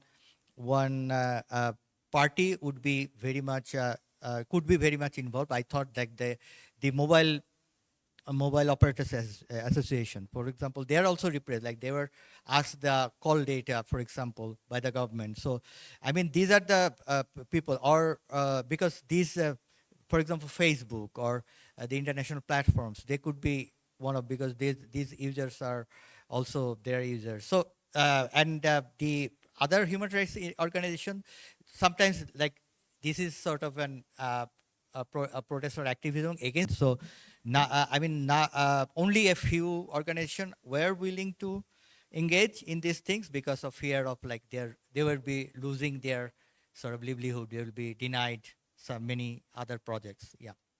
And any. So in India, there's a tendency for people to approach the courts whenever there's a purported violation of rights. So the Anuradha Bhasin case that I spoke about was included a set of petitions following the revocation of Jammu and Kashmir special status in 2019. After that, the government imposed an internet shutdown. Petitioners went to the Supreme Court, and that is how the judgment came about. I've also, as Rizwan pointed out at the beginning, I'm involved with the queer rights movement. The queer rights movement has also largely emphasized on the role of the courts in protecting rights. But the issue that we've seen time and time again is that courts, while they, in some cases, try to look at issues through a human rights framework, they sometimes don't go far enough. We've seen that in multiple instances, even with the queer rights movement, most recently with the marriage equality case. So I think, to your point, there is a lot of value in involving other civil society groups. Interestingly, there's some very fabulous reporting about how these internet shutdowns also affect telecom operators. So what happens in India is that the government, the zonal head of these telecom agencies receive a phone call from a government official telling them that you need to shut down the internet in this region at this time. So what happens is the internet gets shut down, it leads to a loss in revenue, and it also leads to a lot of disgruntled customers who have no idea why their internet services are not working. So they then start calling customer care, and it becomes a big mess for these telecom companies as well. So there is an interest in businesses to also get involved, not just NGOs. And of course, as Rizwan already pointed out earlier, we need to look at this not just through a legal lens. We need to not just look at it through the lens of law and human rights and all of that, but also think of how it affects businesses, how it affects the most vulnerable amongst us, women who are trying to earn money, students who are not able to. It's ironic because when you shut down the internet while students are sitting for exams, there are another set of students who are preparing for a different set of exams who are not able to study. You're impacting them as well. So think of it from the perspective of students, think of it from the perspective of women who are trying to earn livelihoods, think of it from the perspective of businesses, and then you see that it affects everyone. So I think there is sense in everyone coming together and speaking about this issue. Thank you. So we have time for just one last question. So sorry, we're out of time. So anyone? I guess we have run out of time. Okay, so let's yeah, break thanks tea. for joining. Thank you all the panel speakers, and let's gather here again for another session. Yeah, let's give a big round of applause. Yeah, and we have another interesting session here, which is called Translation as a Tool of Activism at 4:30. So be there. Thanks.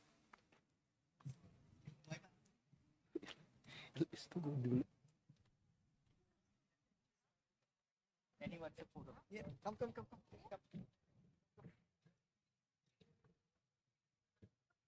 Actually, can you put this on a card?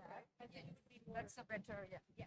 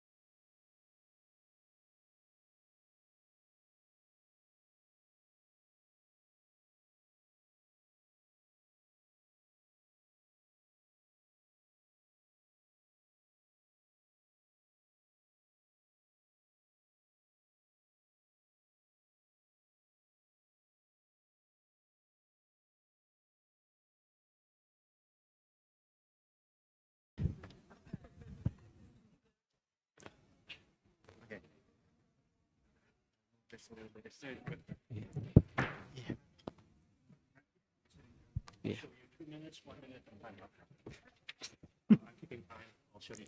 Yeah, thank you for that. We still have 2 more minutes, but yeah.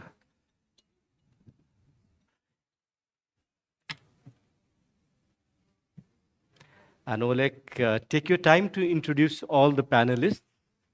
Yes, because yeah, and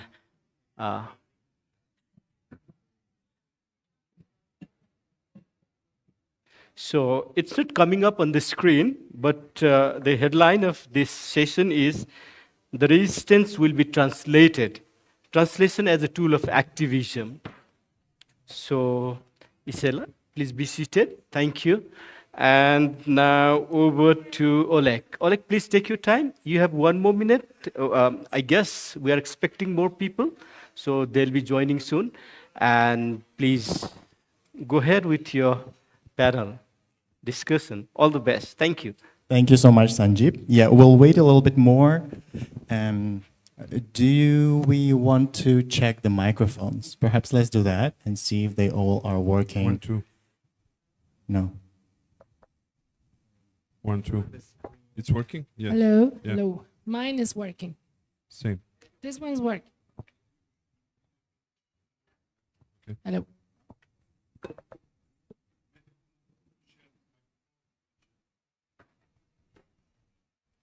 I'm sure the crew is going to help us with more microphones in a second. We need that one fixed, and Hello. if it's possible, one more microphone. Hello? Yeah, we do have. Hello? And the time starts now. Please go ahead. Thank you. Okay.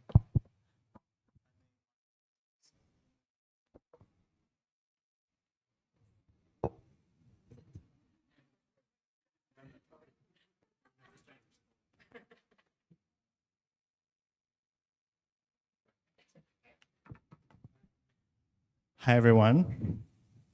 This is my first moderating experience in my life. And thank you. Someone has told me that moderating is like being a pilot on a plane. You have to land it on time. I'm not sure if I'm a good pilot, so we should be done with this in approximately 1 to 3 hours. Bring your bentos, as we say in Taiwan. Okay, so quick intro. My name is Alexander Shin, or Oleg. You've probably seen me at a panel earlier if you did attend. I am a Korean-Ukrainian journalist and activist and a podcast host. Please welcome. And I'm based in Taiwan, and I'm the chief editor of Taiwan's public radio station, which is called Radio Taiwan International, RTI's Ukrainian language service. We will be talking today about something that's also dear to us at RTI, because Ukrainian is only 19th language out of 20 languages that we have. We broadcast in 20 languages, and although all the editorial teams are independent, translation is a very important part of it. And also, we do a lot of translation in the activist circles in Ukrainian movement in Taiwan. Now, Lauren. Hi. So I would like to take an opportunity to thank Lauren for creating this space for us and her team, Lingua. That's firstly, but secondly, Lauren, the quote that you gave us, I think it captures the substance of what we're going to talk about today, even though the core theme is quite difficult to capture in that we have such a geography represented today here. But this is how it goes. Often translation is like plumbing. It's not in the spotlight unless it goes wrong. And however, while easily overlooked, it can be a very potent tactic when applied to a mission. Now we have 4 people here today, and it's a huge honor for me to be moderating a conversation between them and the audience. People with a mission specifically who found a use for translation in the work they do. And so please let me introduce our panelists for today. Right next to me here is Bardul Yashari, the executive director of the Metamorphosis Foundation, a Macedonia-based nonprofit that seeks to enhance the capacity and the awareness of citizens to act as activists for democracy, not just in Macedonia, but also in the wider region. Then we have Isela Shospa, who's coming from Mexico, who is an independent publisher, rights activists, and people who are fighting for social justice in rights activists, and people who are fighting for social justice in the Philippines. And then on the other side of the stage, we have Oiwan Lam, a media activist, researcher, and educator from Hong Kong. Oiwan is the regional editor for Northeast Asia here at Global Voices, and also is a founder of In Media. So we'll probably go like this. We'll just go and give our panelists 5 to 7 minutes to talk to us about their work, what they do, and of course about translation, the importance of it in the work you do, especially in supporting activists or in activism itself. And of course, we get that it's not always good. Sometimes there are negative sides of it. Please guide us through that. And then we'll open the floor to our audience. We'll be happy to dedicate more than half of this session, hopefully, to questions from the audience, but also comments and sharing. And we have our colleague Lokman Soy right here who'll be helping us.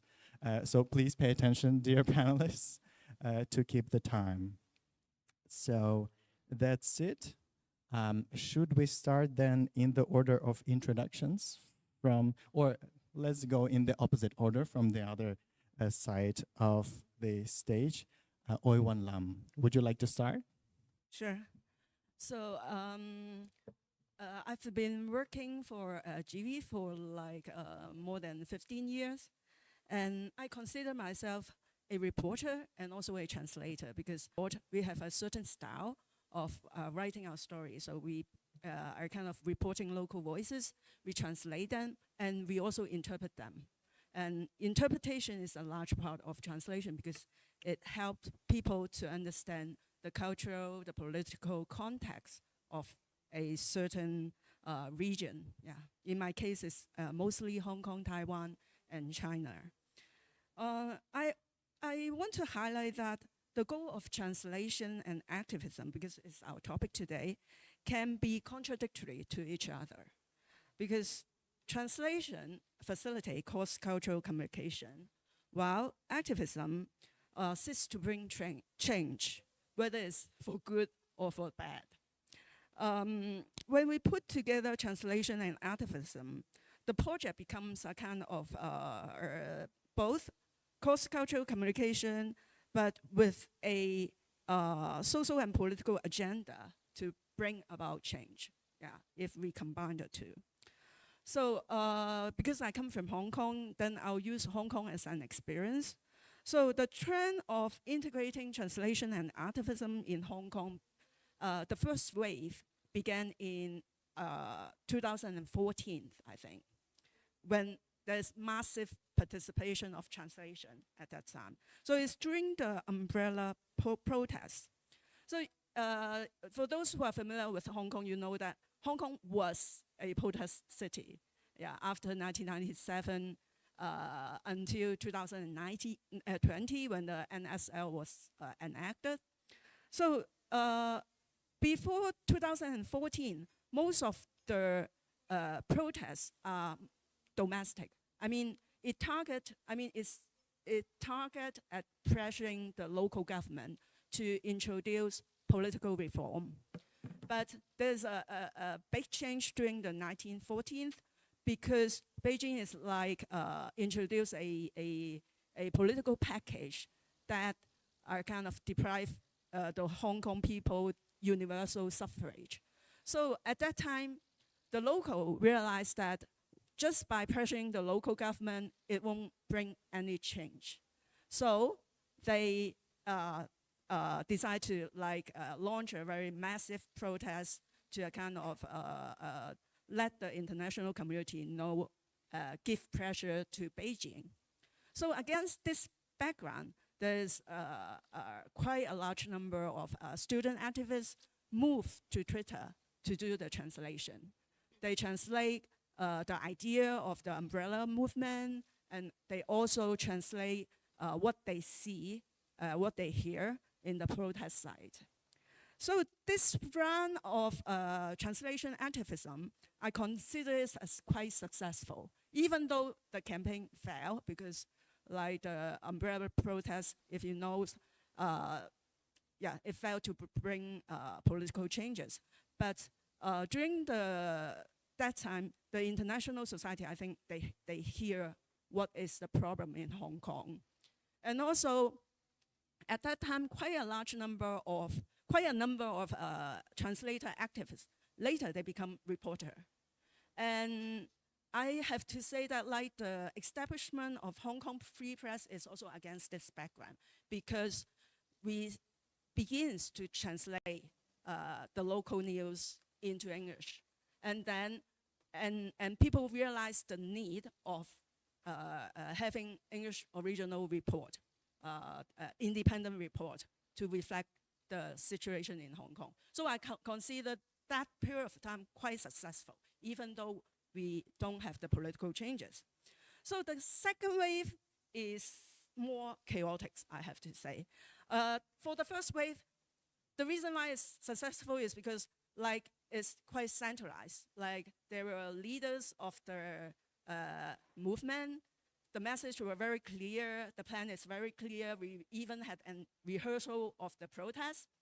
And then we only have 3 major protest sites. Everyone were camping there. So the information can be fact-checked. I mean, it's quite clear. We won't have this information. Okay, time's up.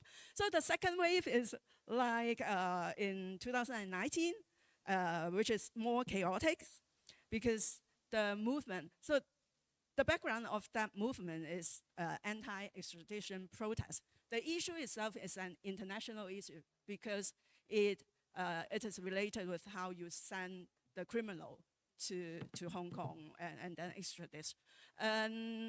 So at that time, the Hong Kong government proposed that criminal can be extradited to mainland China, which don't have fair trial.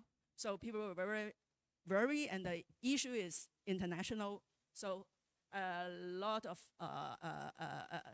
as international issues. So the protesters also have a kind of translation activist front. They rushed to the Twitter to do the translation, but this time it's more chaotic because the movement itself is centerless. Yeah, and then there were a lot of disinformation that circulate on the internet. And this disinformation are operated by the state actor and also by a kind of a transnational media which had political agenda. I will leave it to discuss later about how this information distort translation activism. Thank you so much. Should we give a round of applause? Yeah, let's do it this way then. After each panelist, let's clap. Oiwam, thank you so much for this sharing, for reminding us of the timeline, what's happened in Hong Kong. I was following the events in Hong Kong, of course, and at times it did feel like it was a city under siege with the siege into the world in as many languages as possible. Let's move on. Now we have Naro Alonso. Please, the stage is yours. Maayong adlaw sa tanan. Good day to everyone. I'm Naro. I'm from Caring for Activists.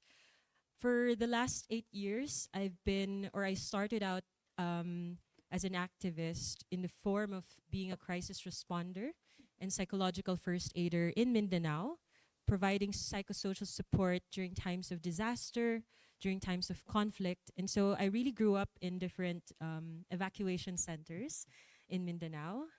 And it was already then where I started to nourish this side of being a translator, mainly because in the Philippines we have, I think, 120 to 180 plus different languages. And even in the region that I'm part of, there are many different languages that are spoken, many different mother languages. psychosocial support provider, being there, having to provide care support to these different individuals, even though I can only understand Tagalog in Binisaya, and I grew up in a Philippine educational system that prioritized English. No, so in that process, I've had to translate my education as someone taught in English on how to provide mental health support, translating that into how I think and how I process, which is in Filipino, and speaking in Binisaya to someone who does not speak Binisaya, right? And so, especially in the context of evacuation centers and to the present, wherein I am now focusing on providing care support to Filipino social justice defenders. One of the most important outputs that we do is human rights documentation. It's writing testimonies or narratives, often narratives of trauma, of people who have experienced human rights violations, or who have experienced the effects of conflict or of climate change and disasters. And so there is so much translation going on, especially in my occupation, in a form of like simultaneous interpretation, simultaneous translation.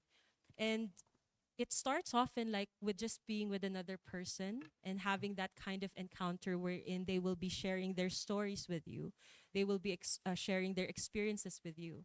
And even though we find ourselves having that common ground of a similar language that we both did not grow up understanding, such as Bisaya or in Tagalog, there's often that imperfection because on my end, for example, we find ourselves thinking, how do you translate silence? How do you translate people's emotions? How do you translate people's nonverbals? All of the things that they are not saying, right?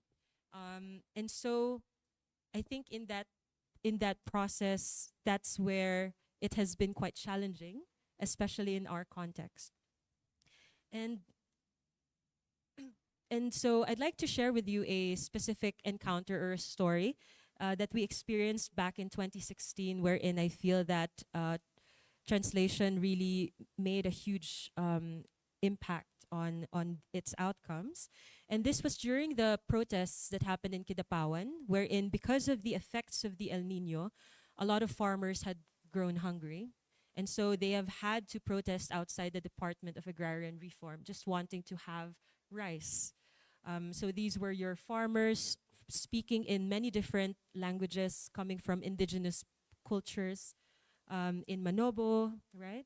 And so in that process, however, what happened was the police and the state led to a violent dispersal of these farmers, which eventually led to them having to evacuate in nearby shelters, including the church.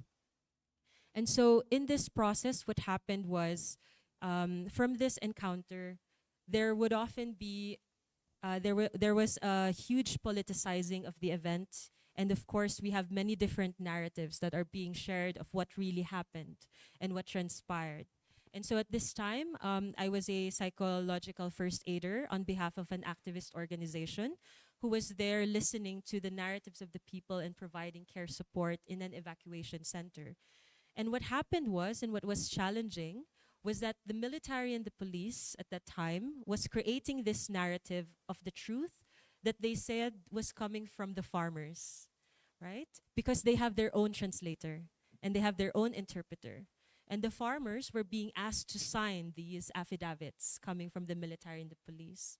And so we, alongside them, while we were there providing the psychosocial support, and so we were also writing down like these narratives.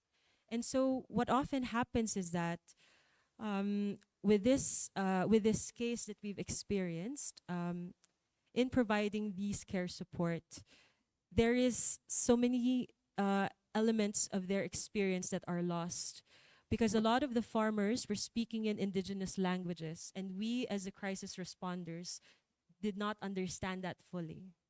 And so the kind of interaction we have with them was very challenging because you can only understand like a certain part of the experience that they've had. And yet we were also tasked to create those affidavits to counter the truth or to counter the narrative that was being forwarded essentially by the perpetrators.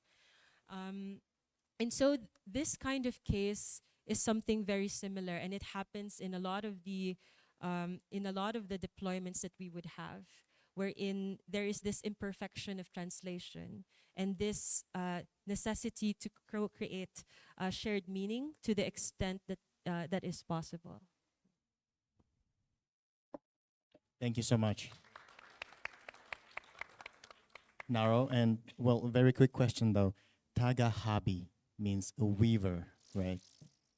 Is there a certain, if you can give us a quick explanation to why you write this as your bio basically out there? Yes, so in our collective, we call the psychosocial accompaniments or providers as Tagahabi, which is a weaver, like a Filipino traditional weaver, as a way of people who weaves people's stories or weaves people's narratives and create shared meanings. Yeah. Thank you so much. Next, we have Isela. And in front of Isela, you can see one of the books that her independent publishing team has put out there. And it's, as I've heard, is award-winning, am I right? Now, please tell us more about this and the work you do. Well, hello. Thank you so much for being here. And I'm not a translator. I work with translators that speak indigenous languages mainly. I come from an indigenous region, so I consider myself, I identify myself as an Nahua person. So my great-grandparents spoke the language, and in my family, the language was lost in 2 generations. So at some point in my life, I just came out with the idea of bringing back that language to my life because my surname is written in that language, and I didn't know the meaning. My whole territory is named in that language, and I didn't know the meaning. That crazy is how the memory of our languages and culture has been erased in Mexico. Mexico City, I'm talking about Mexico City. I'm from Mexico City. We still have indigenous people in the city. So as you heard before, I'm an independent publisher. I'm a graphic design by formation. I'm also an illustrator, an artist. And I decided to put out the stories, the characters, the territory, wherever was meaningful for me out to the world. So the tools that I had were my talents, if you want to call them. Like I knew how to write, I knew how to make a drawing, I knew how to specialize in visual narratives. So that was my biggest tool. So all that work led me to the language. I couldn't do these explanations without bringing the language attached, because the language is attached to the culture, to the philosophy, to everything. So then soon I learned that I was doing some kind of activist. I didn't know, I had no idea that that was what I was doing. And that's how I got involved with Global Voices. So I remember going to some summit at Guatemala with indigenous digital activists. I didn't know what was that about. I felt out of the place, to be honest with you, because they were talking about the internet and bringing internet to their communities. And I was just making books and illustrations and stories about indigenous knowledge in that language. So I knew I had many things that I needed help, because I needed the help from translators, and I didn't know how to work with them. I didn't know how to find them. I had no idea where I was getting into, because it's been really hard but beautiful as well. So in that summit, I presented a story which is called Baby Tamale or Bebe Tamal. Tamales are a corn meal from the whole Mesoamerican world. Like, we eat tamales. It's a corn food So we wrapped this dog into with corn husk, so like a baby. So bingo, I had the idea, baby tamale. So I presented this into that summit, and I said, well, this is what I do when I share these recipes and stories with children, and I made them in my the language from my hometown because I found somebody who helped me to do the translations. And at the end, many of them approached me and they said, okay, that's very cool. How can we make sure that this book is going to be in the hands of the kids from our villages? And I was like, whoa. So they made me think a lot, like, how do you make to publish books for indigenous communities also has to do with accessibility. How are you going to make accessible this material that you're making? So we decided that I told them, let's exchange knowledge. I know how to make books, I know how to design them, and you know the language. So I'm going to prepare a document with 2 lines in Spanish that we speak, all of us speak Spanish, and in the other side, you're going to put your translation in your language, put your name, your region, your country, your language, everything. If you need to change names, do it, because it's not the same name for them. It's not tamale, others are wawas or other names, or other ingredients also. So we did this before COVID via internet. I sent the paper, and at the end, we made this exercise, this community exercise, and I ended up making 30 versions of this book. It's a downloadable book, sorry. It's been translated in 30 indigenous languages from Latin America. So that was beautiful. That was the first time that I faced how hard, difficult, complicated, and sometimes easy and beautiful is to translate these speakers from indigenous languages. It's not an easy task. It's a complete different story. I think you mentioned some of it. They care a lot about their philosophy. They have multilingual multiple ways to write and read. So this is writing in this system that we tend to put in a frame of rules. It's hard because this is not enough to explain how much they have to tell. So that was my experience with translation. Thank you so much, Isela.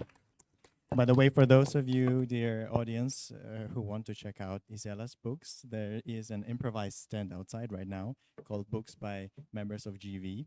And as long as I know, there are now books by other indigenous language revitalization workers right there. Thank you so much. And now moving on to our last panelist for today, Bardul. Please take the stage. Hello, everyone. So I'm Bardul. I come from Metamorphosis Foundation, an NGO which is based in North Macedonia. For those who don't know where North Macedonia is, it's a small landlocked country in Southeast Europe. It's a multi-ethnic, multicultural country. And as an organization from the very beginning, everything we did, every activity, every content we produced, we were translating it in at least 3 languages, in 2 languages, from Macedonian to English and to Albanian. The reason why we translated it also into Albanian is not only because we saw it as a strategy to reach to the Albanian population in our country, which is around 25%, because this is also a very good reason, because we care about being inclusive, and we want everyone to read and to consume the things that we as an NGO are producing. And this is the distinction I would like to make. It's because this translating and this inclusivity is part of what we are at Metamorphosis Foundation. And when we established Metamorphosis with Philip, who is also here, we never have this question, shall we translate things also into Albanian? It was not a discussion at all. It was more, how could we not? So it was something that we just did. It was an inherent part of us, and we did it without consistently, without any praise and without asking for one to say, "Wow, you do everything in all the languages." And it is something quite unique. At that time, 20 years ago, when we started, it was really unique. Maybe we were one of the only NGOs translating everything into 3 languages. Now it starts to become, let's say, something that others do, but it's not as consistent as we do it. And I think that it's the main reason is because it's, as I said, it's a value which is part of us and of what we do. And of course, because when we were introduced, Metamorphosis wants to empower citizens to be activists, not only digital activists, but to participate in important processes within the society. And in order for them to participate, of course, they have to have information. And the best way is if you can have this information in your native language. And that's why not only the website of Metamorphosis Foundation is translated into Macedonian and Albanian, but also we have created a media outlet in Albanian with the goal of serving the Albanian population, but with the mission also to write about issues that are relevant to the Macedonian part of the country, but into Albanian. So we saw this media and also translation as a bridge between the communities, which is very visible. From time to time, it's more visible, sometimes less. Then we created another website into Macedonian, but which also contain other languages called meta.mk, Meta before Facebook became Meta, but it's still Meta. And also, of course, another media outlet which is dealing with disinformation, again, in all the languages. As we see what is happening in the media sector, and especially related to disinformation campaigns, FIMI, etc., we notice that disinformation do not know borders, and the language become even more important. That's why all the work that we do in countering disinformation is also done in all the languages, and not only Albanian, Macedonian, but we also do it into Serbo-Croatian, so that our content and what we do reach beyond our country. And we see this as a very important, not only in Serbo-Croatian, but also sometimes we do translate into Bulgarian and Greek. And this is also an important part of what we do. And this is, of course, a strategy to reach audiences outside our country, but also because there are a lot of disinformation targeting audiences in Greece, for example, or in Bulgaria, that are closely related to what is happening in our country, especially because of the political issues that we have.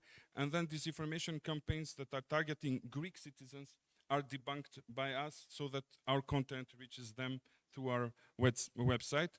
And that's why we created this antidisinfo.net, which is a regional hub for countering disinformation, where we produce a lot of analysis reports, geopolitical reports, narrative analysis, and also a lot of debunking in all the languages from the region.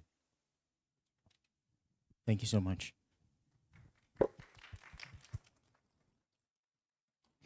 Now, let's quickly jump into questions. And I would like, of course, since I have a lot of questions about all your sharings, to ask it first, given the power vested in me. This device in my hands right now. And I'll start, of course, with Bardul, since you just presented. When we talk about translation as a tool for good, there are, of course, going to be people who use it as a tool for evil, right? And you've mentioned that the target audience for your interventions, especially countering disinformation, are Albanian-speaking minorities in Macedonia in specific, but also other parts of the Balkans. How do you deal with those who are on the other end of it, who are creating, translating into this language as well, creating disinformation and, you know? Yeah, so it's a very difficult task because those who are creating disinformation, they are numerous, and they are very creative in not only using languages but also in using AI and other tools in order to become more effective. So what we do is, again, because we have limited resources, of course we have translators, which is important. We have fact checkers, which are trained with a specific methodology. So we identify what are the most important disinformation narrative that can cause harm to our society. And we focus on them, we debunk them, and then we translate to all the languages that are relevant to this specific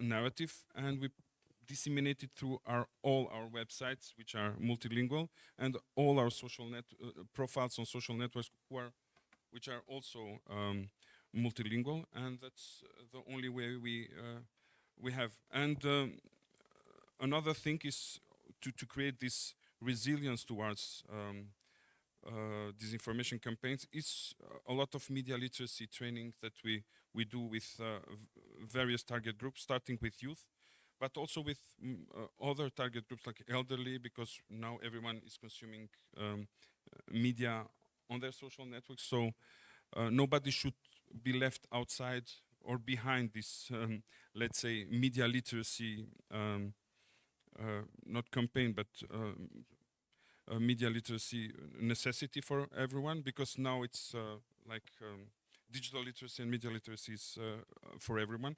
So we do a lot of training so that they become resilient, and we do it in all the languages so that everybody is covered. Thank you. And a similar question would go to Oiwam.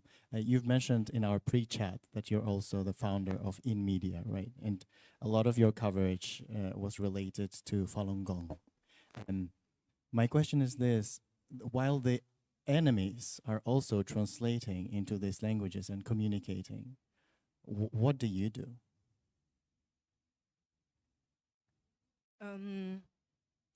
Actually, for independent media in Hong Kong now, it's very difficult because we don't have a space for investigative report.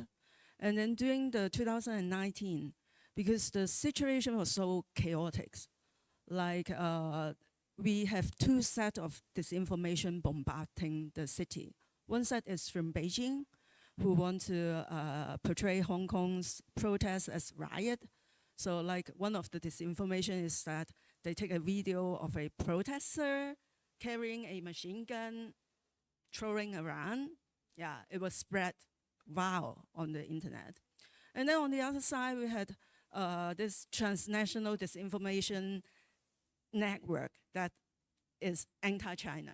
So it is composed of Chinese tycoon Guo Wengui, and then the Approach Time Network, Falun Gong.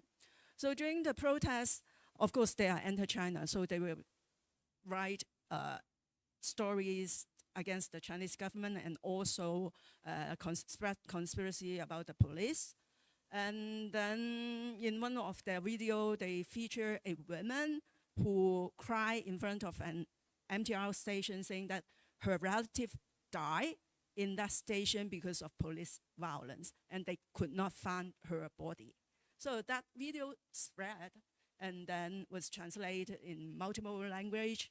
So because of all this disinformation, I would say that activists were misled. And unfortunately, the activist network, because their stand was like similar to the Falun Gong and Guo Wengui. So to a certain extent, the Triton network kind of merged the activists and the disinformation network. They merged together. And then for the translator activists, they were helping the disinformation network to translate disinformation into English. So this was really a disaster. I mean, it misled the activists themselves and also the rest of the world. So what can we do? I mean, at that moment, because we don't have accurate source of information, we can't do anything. But after the 2019 protests, actually, I I kind of applied for funding for a fact-checking organization to form another fact-checking organization. It's called Fact Check Lab.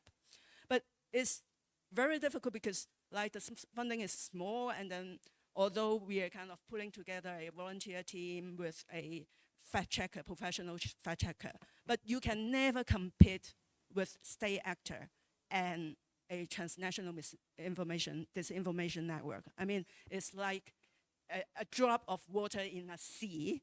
So what can you do? I mean, I mean, from the journalistic point of view. Thank you. Now, my question to Naro. I've read that in the Philippines, there are between 130 and 200 indigenous languages.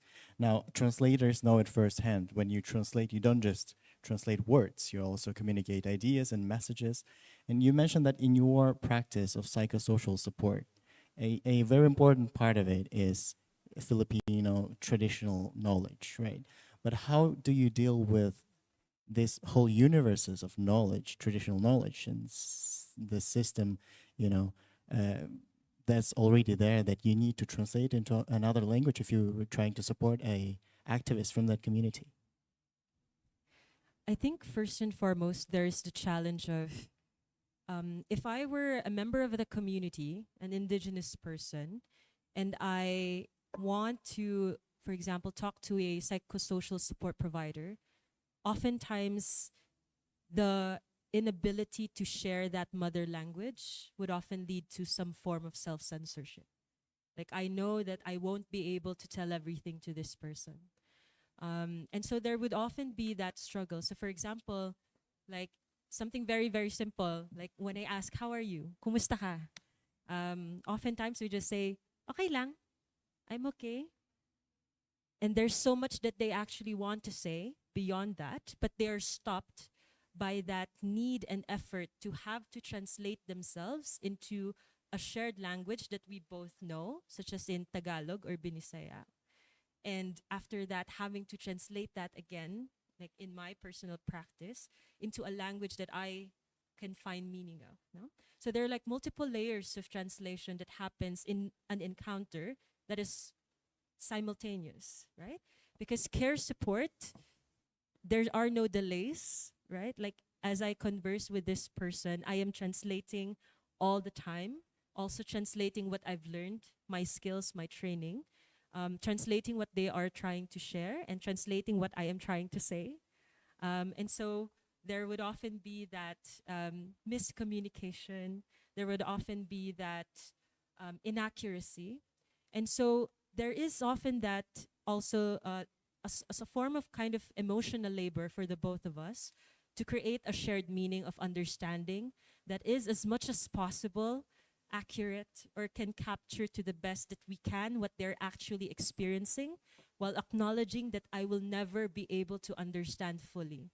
No? I will never be able to fully grasp the entirety of your story that you want to relate to me because we are unfortunately not speaking the same mother language. Right? And in indigenous languages, it's also different when it comes to the silence, how silence means for them, how silence can either be communicated in such a way that I am experiencing something so painful, or is it a silence that's trying to say that I do not trust you, right?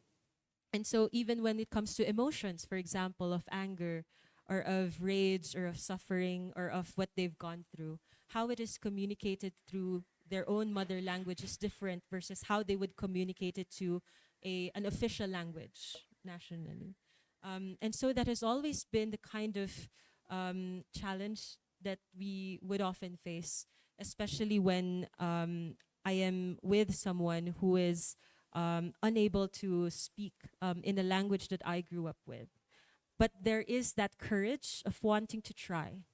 It's like that is often how we start that kind of care session with people, with victim survivors of human rights violations, with fellow activists and defenders that we're supporting. It always asks with that consent and question of, would you allow us to share your story of pain and suffering and grief, recognizing that I am unable to fully understand you? would you undertake this effortful, laborious process with me? Would you trust in me enough that we can understand each other to the best that we can, and still very much incomplete, right? And so I think there's that kind of task that usually happens. No? Thank you so much. And my question for Isela, oftentimes when we talk about indigenous languages, of course, there's a question of standardized writing systems.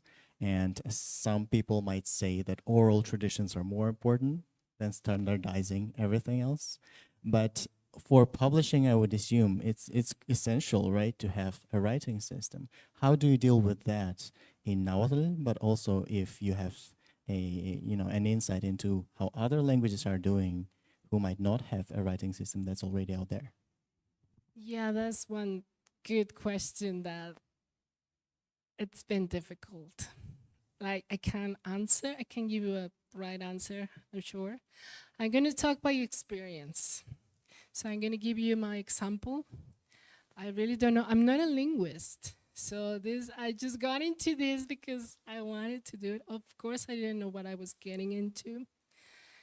So it's, this happened like this. I began to understand the philosophy of the language, which is different than understanding the standards, grammars, and rules of a language. So I made that division. Philosophy of the language and this standardized thing that we, of course, have as a publishing house. We have some rules.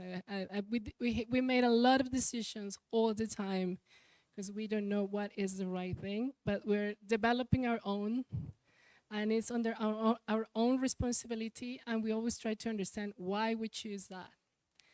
So to give you an example, I have, for this book, again, the baby tamale is so small, so tender, but it's also very scandalous among linguistics and specialists in Nahuatl language. So back in the 16th century, after the invaders took control of Mexico, they began this work of, the priests began this work of making standardized languages, indigenous languages from Mexico to South America. 16th century, they came with this idea of standardize these languages.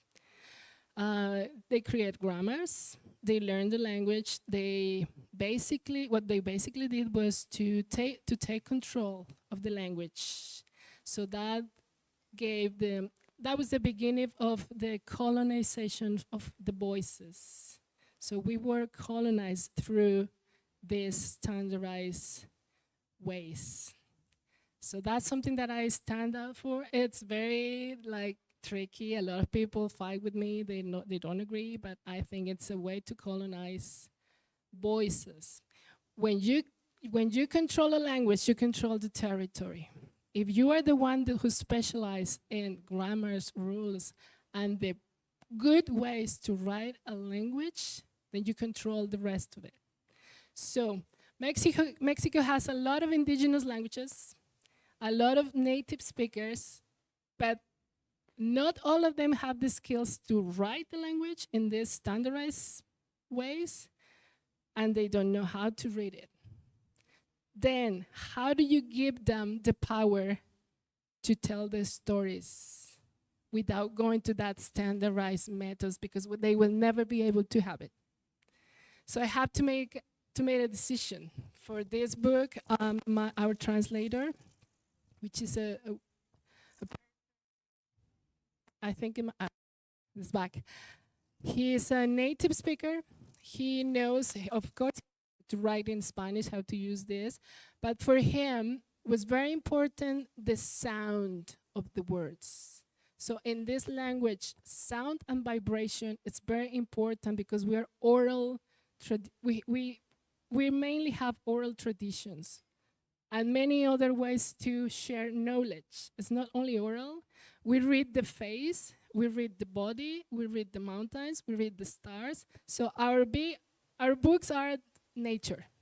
So that's how deep this is and how complicated it is.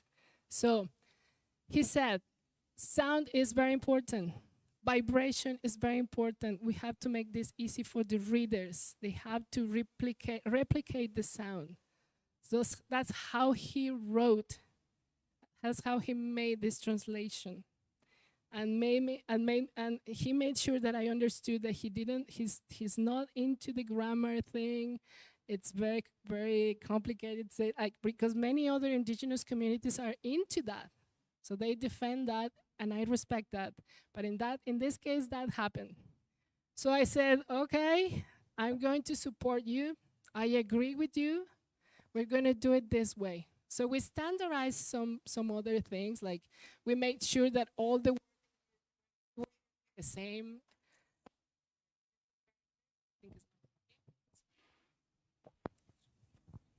So I dare to publish this book in under his rules, under the rules of the people in the community that are native speakers.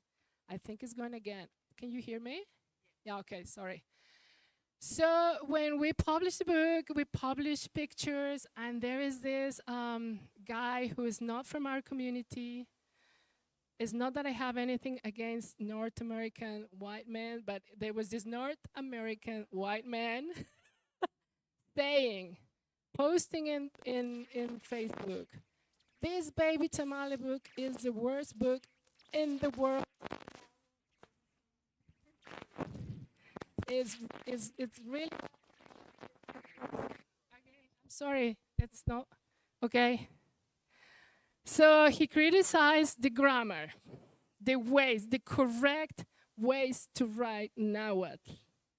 He talked about how important it was to standardize, to do the right thing. So he dared to say that.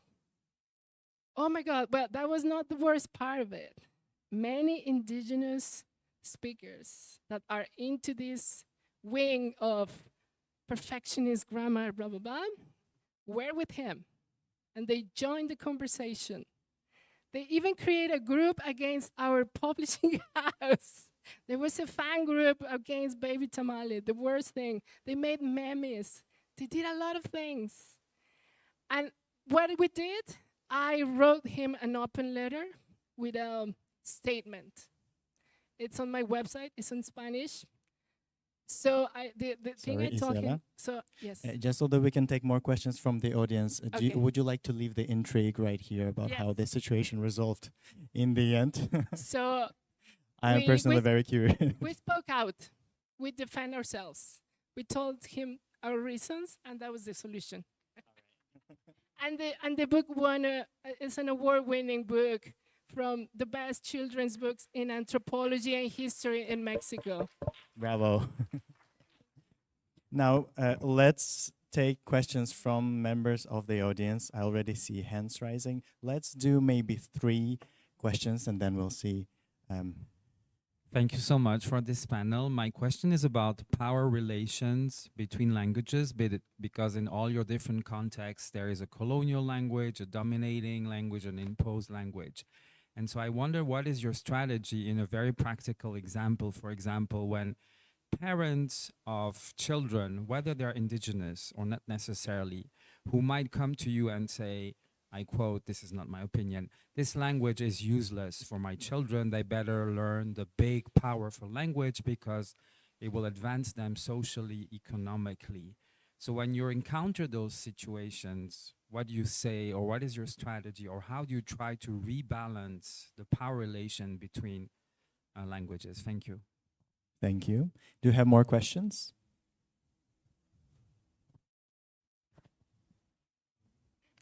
If we don't have any more questions, of course, Lauren. I can't remember who said it. Maybe it was you, Isela, who said, I'm not a translator, but you are clearly, speaking here in English, which is not your mother tongue. And everyone here has described situations where they translate, but maybe didn't identify themselves as a translator. I would be curious to hear how you define what is a translator and why maybe you have some hesitancy to identify yourself as that, what space the word translator occupies in your identity.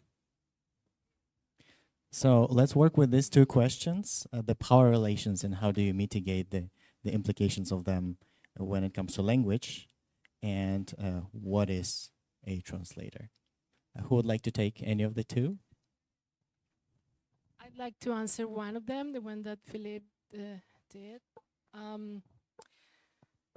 It's been hard to do this. Like, there's always people who will say, like, what is this for?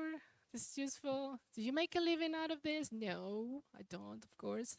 But what I do as a strategy is to create beautiful books with awesome characters, with incredible stories. So kids will be like, whoa, catch by that. Catch by the illustration. Parents are catch by the quality of the book. Oh, this is fancy, this is so cool. So, and then they'll see this language that they don't understand. I also have the books written in 2 and even 3 languages. So readers don't get frustrated and they don't see like, well, I don't understand anything. So, because in my hometown, kids don't speak that language. So they need to understand what has been said and then see the other language. And to me is, I think that these books are not to, the only thing I want to provoke is a question on the kids, on the parents, on the librarians, on everybody. What is this language? That's it. That's all we need. To if somebody asks a question or ask himself, what is this thing? What is this food? What? That's it. That is going to give them all the answers they can, and even the ones that they don't want. So I think that's it. And for translators, thank you for telling me that. See, I didn't know I was an activist before, and I didn't know I was a translator. So I am a translator. Thank you. As it often happens with activism, you just wake up one day and you're an activist. I'd like to add something on the question from Philip. So I grew up in a private institution or private education wherein when I was in grade school, whenever you do in the Philippines, whenever you speak your mother language in Bisaya or Tagalog in school, you would have to pay 1 peso per word. So you have to speak in English all the time. So we have a penalization if you speak in your mother languages in school. And so we grow up in an atmosphere which associates English with intellect, intelligence, with accomplishment, with pride. And you would hear this a lot with a lot of parents, for example, with their children who wants to raise their children speaking in English and would actually ask, for example, their helpers to only speak to my child in English, not in Filipino, no? Because that is a useless language, right? Because we want to be a globally competitive society. And so I think when it comes to the power relations in the language is that unintentionally it creates this kind of bubble wherein you are surrounded by people who were raised in similar environments as you. And you find yourselves you find yourselves unable to connect with communities or individuals outside of that kind of bubble. And this is something that we have been encountering when it comes to, for example, providing psychosocial support.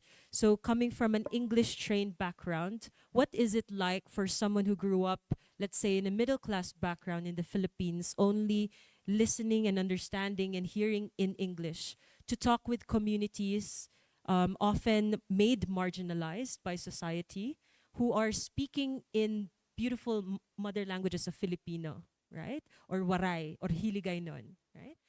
And how they're unable to, and how the struggle that comes with that in first in oneself, in seeing or realizing that in my entire life, I have never actually interacted with someone like you. And this is quite true.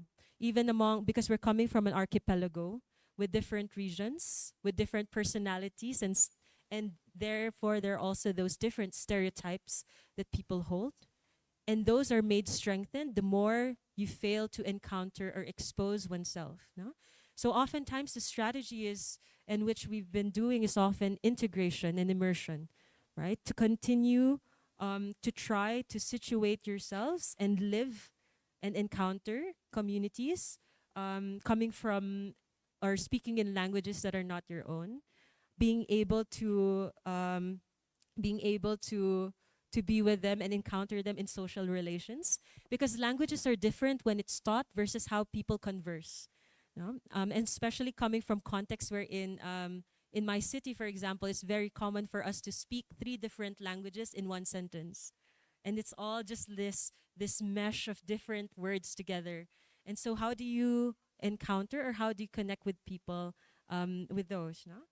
So I think it's a very simplified kind of answer, but having that kind of encounter and recognizing the socio-economic and social class context that where that comes from, and how we can actually cultivate more solidarity in that process of learning languages.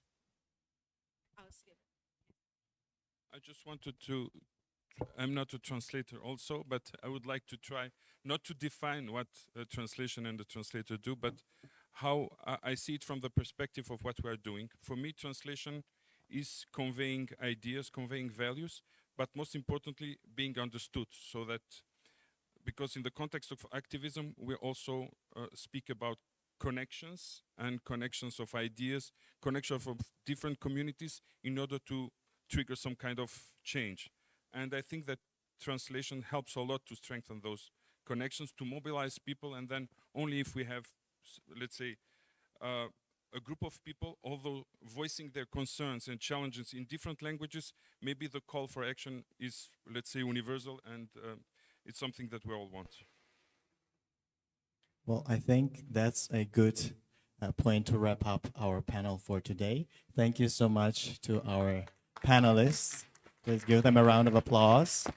We've covered quite a geography today, but also translation in, well, countering disinformation, authoritarianism, language revitalization, and of course, translating care. Thank you so much for being here with us. And thank you to everyone who joined us today.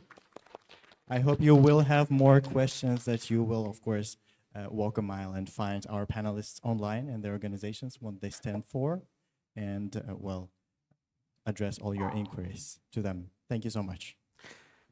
Thank you, all the speakers. Thank you, thank you. It was such an engaging discussion. Thank you so much. And before leaving, I have an announcement to make. So tomorrow we'll be gathering again at the same Regal Hall at 9 a.m. And we'll start with the plenary on Can We Save the Internet?